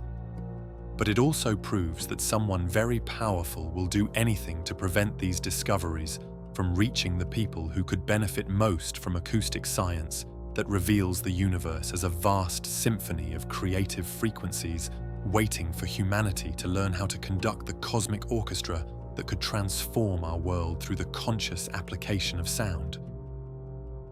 Deep beneath the temple of Apollo at Delphi, where ancient Greeks sought wisdom from the gods themselves, lies one of history's most sophisticated acoustic deception systems. For over 1,000 years, pilgrims traveled across the Mediterranean world to hear the oracle's prophecies, believing they were receiving divine communication through a priestess inspired by sacred vapors. But recent archaeoacoustic analysis has revealed something far more calculated. The oracle's supernatural abilities were the product of precise acoustic engineering designed to create artificial religious experiences through frequency manipulation of human consciousness. The discovery began when French archaeologist Gela de Boer analyzed the geological structure beneath the Delphic sanctuary in 2001.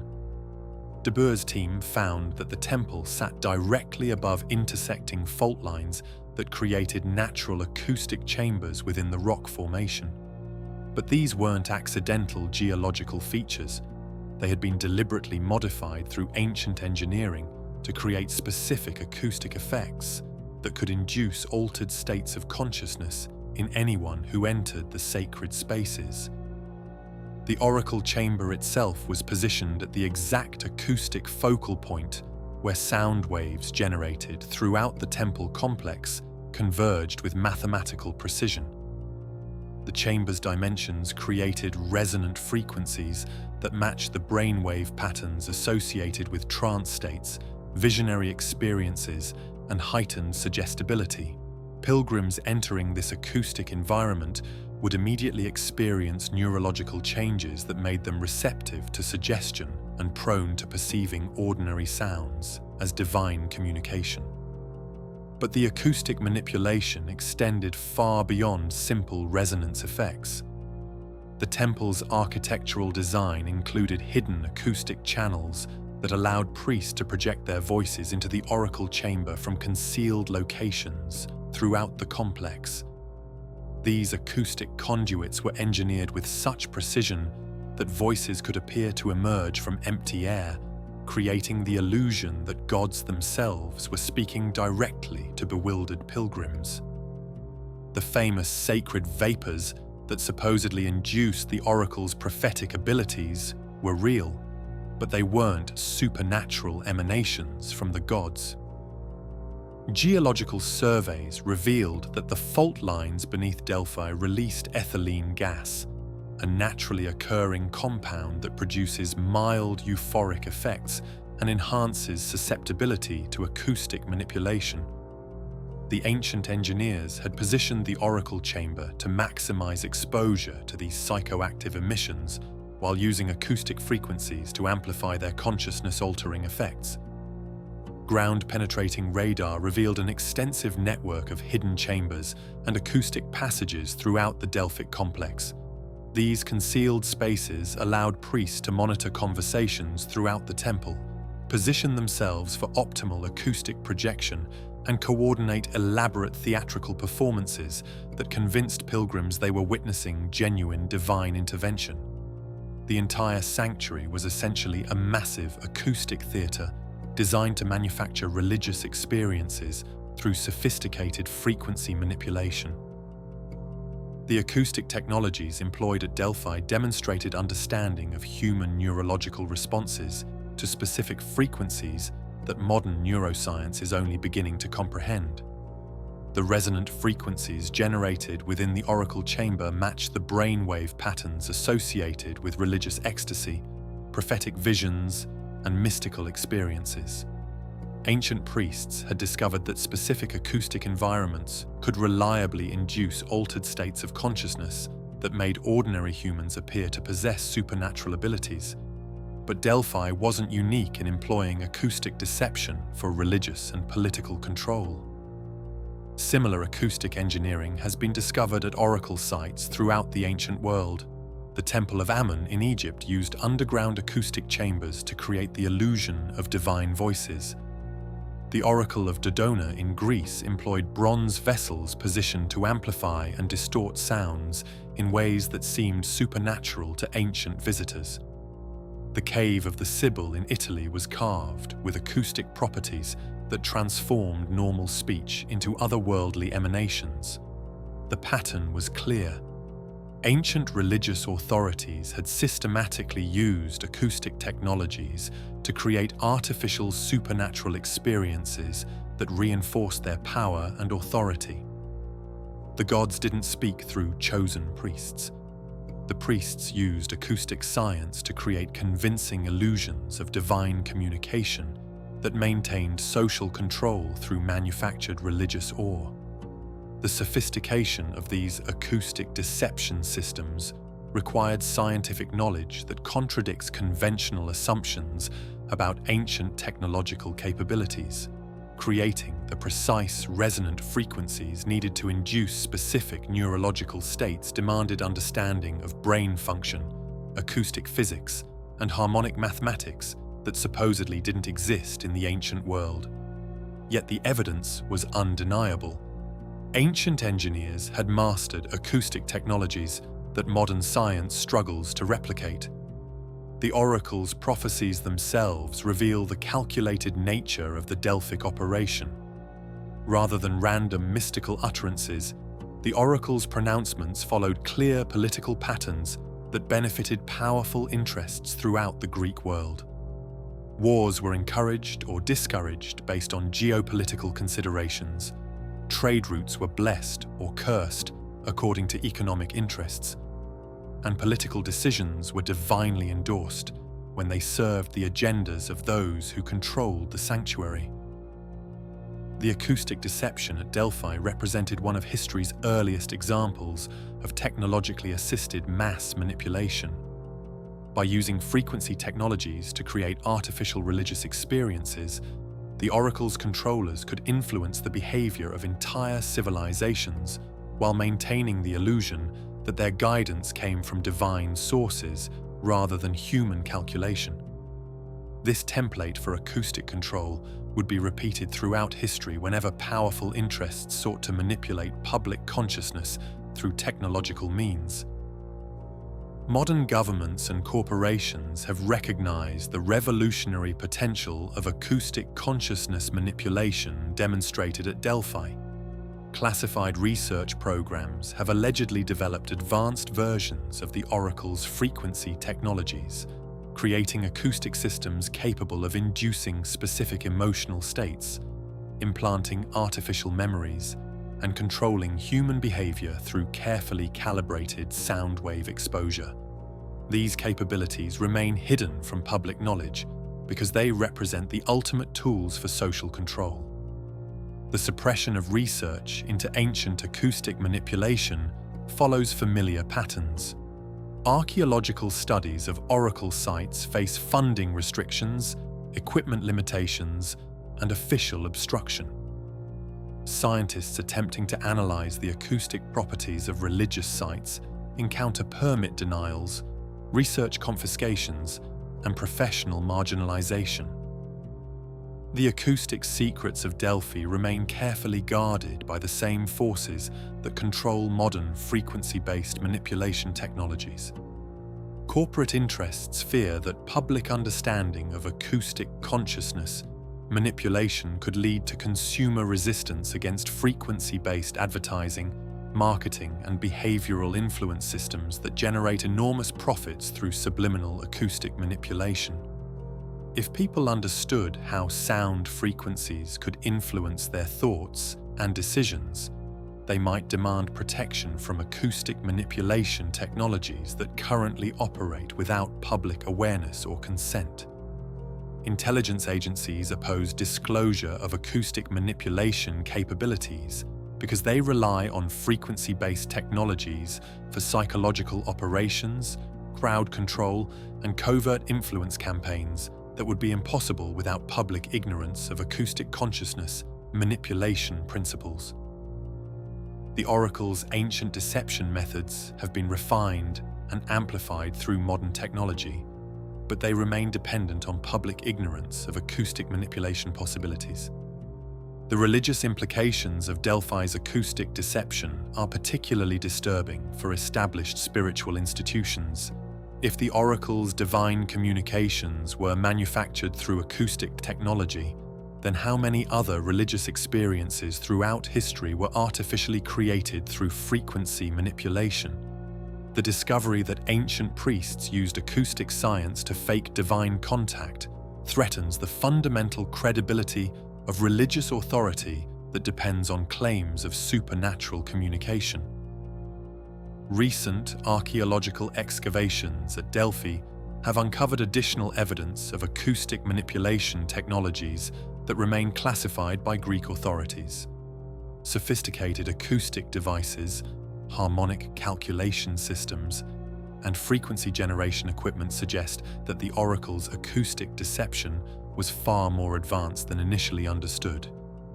These discoveries remain hidden from public access because they demonstrate acoustic technologies that could revolutionize modern consciousness research if their principles were openly studied. The acoustic engineering at Delphi connected to the same global network of frequency technologies found at Maya pyramids, Tibetan monasteries, and Egyptian temples. The oracle's acoustic manipulation system wasn't an isolated innovation. It was part of a worldwide acoustic science tradition that understood how specific frequencies could influence human consciousness, create artificial spiritual experiences, and maintain social control through technologically assisted religious deception. Modern acoustic manipulation technologies used in advertising, entertainment, and political propaganda trace their lineage directly to the acoustic deception systems pioneered at ancient oracle sites. The same frequency principles that convinced ancient Greeks they were hearing divine voices now influence consumer behavior, political preferences, and social attitudes through acoustic manipulation systems that operate below the threshold of conscious awareness. The oracle's acoustic secrets remain relevant because they reveal the fundamental vulnerability of human consciousness to frequency manipulation. Understanding how ancient priests used sound to create artificial religious experiences provides crucial insights into modern acoustic influence technologies that continue to shape human behavior through carefully designed frequency exposure in commercial, political, and social environments. Hidden within the ruins of Delphi are the blueprints for acoustic technologies that could either liberate human consciousness from external manipulation or enslave it more completely than ever before. The Oracle's acoustic deception system demonstrates both the revolutionary potential and the dangerous applications of frequency technologies that can directly influence human thought, emotion, and behavior through precisely calibrated sound wave exposure. The priests of Delphi understood something that remains hidden from modern humanity. Consciousness is acoustic in nature, and specific frequencies can reliably produce desired mental states, emotional responses, and behavioral patterns. This knowledge represents either humanity's greatest opportunity for conscious evolution or its most dangerous vulnerability to external control, depending on who possesses the acoustic technologies and how they choose to use the frequency manipulation capabilities that the Oracle's ancient deception proved could convince entire civilizations that manufactured experiences were genuine divine communication. The echoes of the Oracle's acoustic deception still resonate through modern systems of social control, political manipulation, and commercial influence that use the same frequency principles to shape human consciousness that ancient priests discovered could make ordinary mortals believe they were hearing the voices of gods speaking through acoustic technologies disguised as supernatural revelation. In 1977, physicist John Hutchison made a discovery in his Vancouver laboratory that would immediately attract the attention of government agencies, military contractors, and corporate interests worldwide. While experimenting with high-frequency electromagnetic fields, Hutchison accidentally created acoustic conditions that caused metal objects to levitate, teleport across his laboratory, and undergo molecular transformations that defied conventional physics. The phenomenon, known as the Hutchison effect, demonstrated that acoustic levitation wasn't ancient mythology. It was reproducible science that could be achieved using modern technology. Hutchison's experiments validated every aspect of the global acoustic conspiracy. Metal bars twisted into impossible shapes, objects weighing several pounds floated through the air for extended periods, and materials underwent transmutation effects that changed their fundamental molecular structure. Video documentation of these phenomena provided undeniable proof that acoustic frequencies could manipulate matter in ways that conventional science insisted were impossible. But within months of publicizing his discoveries, Hutchison found himself under systematic attack. Government agents confiscated his equipment during raids justified by vague national security concerns. Corporate representatives offered enormous sums to purchase his research, then attempted to classify his discoveries when he refused their offers. Academic institutions rejected his research papers, scientific journals refused to publish his findings, and mainstream media outlets systematically ignored his revolutionary demonstrations. The suppression of Hutchison's acoustic levitation research followed patterns that had been established throughout the 20th century whenever individuals rediscovered frequency technologies that threatened established power structures. The same methods used to silence Tesla's acoustic discoveries, classify pyramid frequency research, and suppress cymatics applications were deployed against anyone who demonstrated practical acoustic levitation capabilities. The network responsible for this suppression operates through interconnected government agencies, corporate conglomerates, and academic institutions that coordinate their efforts to prevent acoustic technologies from reaching public development. This shadow organization spans multiple countries, transcends political boundaries, and maintains secrecy through compartmentalization that ensures most participants remain unaware of the full scope of acoustic suppression activities. At the governmental level, classification systems immediately remove acoustic discoveries from public access. Patent applications for acoustic levitation devices are routinely seized under national security provisions and transferred to classified research programs. Scientists working on frequency-based technologies find their funding eliminated, their security clearances revoked, and their careers systematically destroyed through bureaucratic sabotage that leaves no traceable evidence of deliberate suppression. Military contractors actively acquire acoustic research through shell companies, dummy corporations, and front organizations that disguise their true affiliations. Inventors demonstrating acoustic levitation capabilities receive lucrative offers to license their technologies, only to discover that their innovations disappear into classified weapons programs where they're developed for military applications while remaining hidden from civilian use.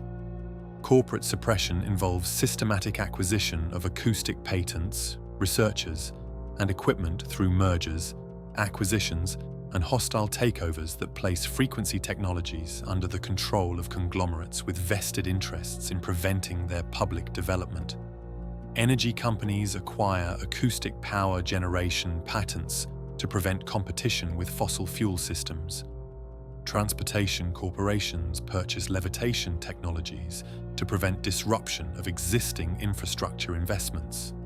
Academic institutions participate in suppression through peer review systems that automatically reject papers documenting acoustic phenomena that challenge conventional physics. University departments studying frequency effects face funding cuts, equipment failures, and administrative pressure that forces researchers to abandon acoustic investigations. Graduate students working on acoustic projects find their advisors suddenly unavailable, their research data mysteriously corrupted, and their career prospects systematically undermined. Scientific journals maintain suppression through editorial policies that exclude acoustic research from publication consideration. Papers documenting frequency-based levitation, consciousness manipulation, or matter transmutation are rejected without review under guidelines that prohibit extraordinary claims, that lack sufficient evidence, standards that ensure acoustic discoveries remain excluded from scientific discourse regardless of their experimental validation. Media suppression operates through editorial guidelines that classify acoustic research as fringe science, unworthy of serious coverage. Journalists attempting to report on acoustic discoveries face editorial censorship, professional marginalization, and systematic exclusion from mainstream media platforms. The few reports that do emerge are presented with ridicule, skepticism, and contextual framing that discredits the research while appearing to provide balanced coverage. The coordination between these suppression elements requires communication networks that span government agencies, corporate boardrooms, and academic administrations. Intelligence agencies allegedly maintain liaison offices within major corporations and universities, ensuring that acoustic research is immediately identified and contained before it can reach public awareness. Corporate executives receive classified briefings about acoustic technologies that must be suppressed to protect established industrial monopolies. Financial mechanisms support suppression through research funding systems that prioritize conventional technologies while systematically defunding acoustic investigations. Venture capital firms refuse investment in acoustic startups. Banks deny loans for frequency-based business ventures, and government grant programs exclude acoustic research from consideration. The economic isolation of acoustic technologies ensures that even legitimate discoveries remain commercially undeveloped. Legal suppression involves intellectual property laws that favor corporate patent acquisition over individual inventor rights. Acoustic researchers find their patents invalidated through complex legal challenges, their research confiscated through eminent domain provisions, and their discoveries classified under national security regulations that prevent public disclosure. Legal costs associated with defending acoustic patents against corporate challenges often bankrupt individual inventors, forcing them to abandon their discoveries. International coordination ensures that acoustic suppression operates across national boundaries. Treaties and agreements between governments establish shared protocols for classifying acoustic technologies, extraditing acoustic researchers, and preventing asylum for scientists fleeing suppression in their home countries. Corporate conglomerates maintain suppression networks that transcend national sovereignty, ensuring that acoustic discoveries remain controlled regardless of political boundaries. The technological sophistication of modern suppression systems exceeds anything available to ancient acoustic suppressors. Digital surveillance monitors all communications related to acoustic research. Artificial intelligence systems automatically identify potential acoustic discoveries in patent applications and research papers, and satellite networks track the movement of individuals associated with frequency technologies. Modern suppressors possess capabilities that ancient acoustic destroyers could never have imagined. Counter-surveillance technologies used by acoustic researchers attempting to evade suppression demonstrate the arms race between discovery and concealment that characterizes modern frequency research. Encrypted communications, anonymous funding sources, and underground research networks operate in constant conflict with suppression systems that possess virtually unlimited resources and legal authority to prevent acoustic technologies from reaching public development. The psychological impact of suppression on acoustic researchers creates additional barriers to frequency technology development. Scientists who witness the systematic destruction of colleagues' careers, inventors who experience government intimidation, and academics who observe institutional suppression develop learned helplessness that discourages acoustic investigation even when opportunities arise. Self-censorship becomes as effective as external suppression in preventing acoustic research. Whistleblower accounts from within the suppression network reveal the scope and coordination of efforts to contain acoustic technologies. Former government agents describe classified programs that monitor acoustic research worldwide, track frequency technology development, and coordinate suppression activities across international boundaries. Corporate insiders report internal directives to acquire and suppress acoustic patents, regardless of commercial viability or development costs. The economic impact of acoustic suppression extends far beyond individual researchers or companies. Entire industries depend on public ignorance of frequency technologies that could eliminate their market relevance. Transportation systems worth trillions of dollars would become obsolete if acoustic levitation reached commercial development.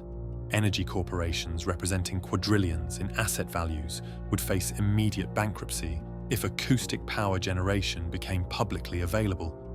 Modern suppression represents the culmination of centuries of efforts to prevent acoustic technologies from transforming human civilization.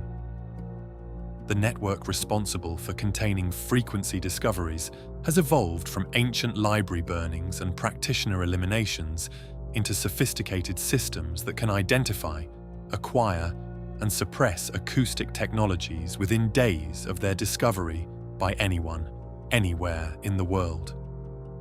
Yet the same forces that enable comprehensive suppression also create vulnerabilities that acoustic researchers have begun to exploit.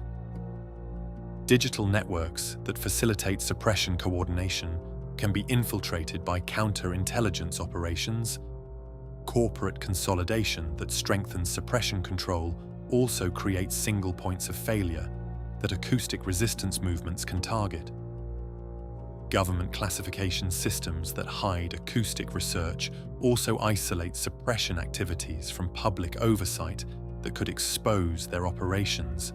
The modern suppression network represents humanity's greatest enemy and its most vulnerable target. The same technological sophistication that makes acoustic suppression so effective also makes it dependent on systems that can be disrupted, infiltrated, and ultimately overcome by coordinated efforts to expose the acoustic technologies that could revolutionize human civilization if they were ever allowed to escape the suppression systems that have kept them hidden for over a century. Hidden within classified archives, corporate vaults, and underground laboratories, acoustic technologies wait for the moment when suppression systems fail, public awareness reaches critical mass, or resistance movements successfully challenge the network that has prevented humanity from accessing the frequency sciences that could solve every major problem our species faces while ending the artificial scarcity that maintains the power of those who profit from acoustic suppression. In underground laboratories hidden from government surveillance, acoustic researchers working in complete secrecy have achieved what their suppressed predecessors could only dream of accomplishing. Using advanced computer modeling, precision frequency generators, and materials science that would have been impossible for Tesla or Hutchison to access, these modern acoustic pioneers have successfully reverse-engineered the levitation technologies of ancient civilizations while developing new applications that exceed anything found in historical records. Dr. Sarah Chen, the same researcher who uncovered Easter Island's frequency grid, now leads a clandestine network of scientists operating outside traditional academic and corporate structures, working with encrypted communications, anonymous funding sources, and equipment acquired through untraceable channels. Chen's team has recreated acoustic levitation systems that can lift objects weighing several tons using nothing more than precisely calibrated sound waves and electromagnetic field manipulation. Their breakthrough came through systematic analysis of frequency patterns found at ancient acoustic sites worldwide.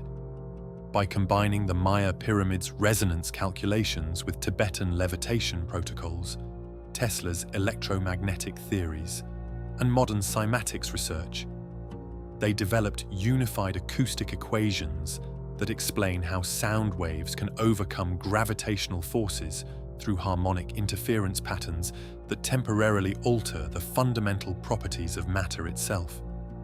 The technical achievements of this underground acoustic research exceed anything previously documented. Objects weighing up to 5 tons have been levitated for periods exceeding 30 minutes, using acoustic systems small enough to fit in standard shipping containers. Frequency generators consuming less power than household appliances have demonstrated controlled levitation capabilities that could revolutionize transportation, construction, and manufacturing if they were ever allowed to reach commercial development. But perhaps more significantly, Chen's team has successfully replicated the consciousness-affecting frequencies documented in ancient pyramid chambers and Tibetan meditation protocols. Their acoustic consciousness enhancement systems can reliably induce specific brain states, accelerate learning processes, and expand cognitive capabilities in ways that could fundamentally transform human intellectual potential. Subjects exposed to these frequency environments demonstrate enhanced memory formation, accelerated problem-solving abilities, and access to expanded states of awareness that suggest untapped potential within human neurology. The medical applications of rediscovered acoustic technologies promise to revolutionize healthcare through frequency-based healing systems that can repair tissue damage, eliminate pathogenic organisms, and restore optimal biological function without pharmaceutical interventions or invasive procedures. Preliminary tests suggest that specific acoustic frequencies can stimulate cellular regeneration, enhance immune system function, and reverse age-related deterioration through harmonic activation of genetic repair mechanisms. Energy generation through acoustic systems has progressed beyond theoretical possibility into practical demonstration. Chen's team has developed acoustic power systems that can generate usable electricity through frequency manipulation of crystalline structures, potentially providing clean, unlimited energy that would eliminate dependence on fossil fuels, nuclear power, and other destructive energy sources that maintain artificial scarcity while poisoning planetary environments. Manufacturing applications of acoustic technologies could eliminate most industrial pollution while dramatically reducing production costs and resource consumption. Frequency-based material synthesis can create complex products through acoustic molecular assembly, potentially providing abundance of manufactured goods without mining, petroleum extraction, or other environmentally destructive industrial processes that maintain economic scarcity through artificial resource limitations. Construction applications of acoustic levitation could revolutionize architecture and engineering while eliminating the massive machinery, transportation costs, and environmental destruction associated with conventional building methods. Acoustic construction systems could build structures more durable than anything currently possible while using materials that require minimal energy input and generate virtually no waste products during manufacturing or assembly. The revolutionary potential of these rediscovered acoustic technologies extends into every aspect of human civilization, offering solutions to problems that current political and economic systems claim are unsolvable. Poverty could be eliminated through acoustic manufacturing systems that provide material abundance without resource scarcity. Environmental destruction could be reversed through clean acoustic technologies that eliminate pollution while restoring damaged ecosystems. War could become obsolete through acoustic consciousness enhancement that promotes cooperation while eliminating the artificial scarcity that generates conflict between human communities. But the same suppression networks that contained Tesla's discoveries, classified pyramid research, and marginalized cymatics applications continue to monitor acoustic research activities with sophisticated surveillance systems designed to identify and contain frequency technologies before they can reach public awareness. Chen's team operates under constant threat of discovery, equipment confiscation, and personal elimination by forces that cannot allow acoustic technologies to escape their control. Recent breakthroughs in acoustic research have attracted increasing attention from suppression networks that recognize the existential threat these technologies pose to established power structures. Corporate surveillance systems monitor all communications related to frequency research. Government agencies track the movement of individuals associated with acoustic technologies, and intelligence operatives infiltrate research communities seeking to identify and eliminate acoustic pioneers before their discoveries can be shared with broader scientific communities. The technological arms race between acoustic researchers and suppression networks has escalated into sophisticated cat and mouse games that span international boundaries and transcend governmental jurisdictions. Acoustic researchers use advanced encryption, anonymous communication networks, and counter-surveillance technologies to evade detection, while suppression forces deploy artificial intelligence systems, satellite surveillance, and infiltration operations designed to penetrate acoustic research communities and eliminate frequency technologies before they can reach critical mass. Yet the decentralized nature of modern acoustic research creates vulnerabilities in suppression systems that centralized historical suppression could exploit more easily. Underground research networks span multiple countries, operate through independent funding sources, and maintain redundant research capabilities that make complete suppression increasingly difficult to achieve. The same digital technologies that enable suppression surveillance also facilitate encrypted communication between acoustic researchers who can coordinate their efforts while remaining hidden from traditional detection methods. The emergence of cryptocurrency funding sources has provided acoustic researchers with financial independence from traditional banking systems that previously facilitated suppression through economic isolation. Anonymous digital currencies allow acoustic research to receive funding from supporters worldwide while maintaining financial privacy that prevents suppression networks from tracking resource flows or identifying research supporters who could face retaliation for supporting frequency technology development. Open-source research methodologies enable acoustic discoveries to be shared immediately across global research networks, making it increasingly difficult for suppression forces to contain frequency technologies through traditional patent acquisition, researcher intimidation, or equipment confiscation. Decentralized research databases, encrypted file-sharing systems, and anonymous publication platforms allow acoustic knowledge to propagate faster than suppression networks can respond to contain it. The growing public awareness of acoustic suppression history creates additional pressure on suppression networks that depend on secrecy to maintain their effectiveness.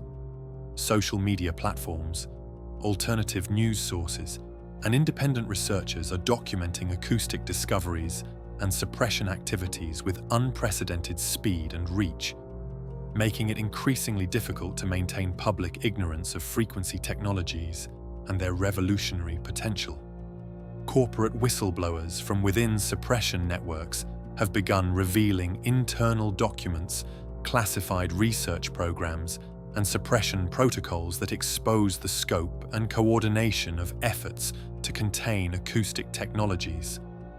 These revelations create legal vulnerabilities for suppression operations while providing acoustic researchers with intelligence about suppression methods that can be used to develop more effective countermeasures. International cooperation between acoustic research communities has created global networks that transcend the national boundaries that historically limited suppression efforts to individual countries or regions. Frequency technologies developed in one location can be instantly shared with research teams worldwide, making it impossible for any single government or corporate entity to suppress acoustic discoveries through traditional territorial control methods. The convergence of multiple breakthrough technologies, artificial intelligence, quantum computing, advanced materials science, and digital communications has accelerated acoustic research capabilities beyond anything previously possible, while simultaneously creating new vulnerabilities in suppression systems that depend on technological superiority to maintain control over frequency technologies. Yet the ultimate breakthrough in acoustic research may come not from technological advancement, but from critical mass of public awareness that makes suppression politically and economically unsustainable. As growing numbers of people learn about acoustic technologies and their suppression history, the political pressure to release these discoveries for civilian benefit may eventually overcome the corporate and governmental interests that have kept them hidden for over a century. The acoustic technologies that could solve humanity's greatest challenges, energy scarcity, environmental destruction, poverty, disease, and war, wait in underground laboratories, classified archives, and encrypted databases for the moment when suppression systems finally fail to contain the frequency sciences that represent either humanity's greatest liberation or its final enslavement, depending on who ultimately controls the acoustic technologies that could reshape reality itself through conscious application of sound. The sound barrier of history is cracking under pressure from researchers who refuse to accept the limitations imposed by those who profit from acoustic suppression. The frequencies that lifted ancient stones, enhanced human consciousness, and promised unlimited clean energy are being rediscovered by scientists who understand that acoustic technologies represent humanity's birthright. Knowledge that was stolen from our species by forces that fear the liberation these discoveries could provide. The revolution begins with sound waves that carry the power to transform matter, consciousness, and civilization itself. The question is no longer whether acoustic technologies will escape suppression. The question is whether humanity will use these rediscovered capabilities to create the paradise that frequency science makes possible, or whether the same forces that suppressed acoustic knowledge for centuries will find new ways to weaponize these discoveries for purposes that their ancient and modern pioneers never intended. The frequencies of freedom are calling. Whether humanity answers that call depends on our collective courage to break the sound barrier of history and reclaim the acoustic heritage that could transform our world through the conscious application of sound.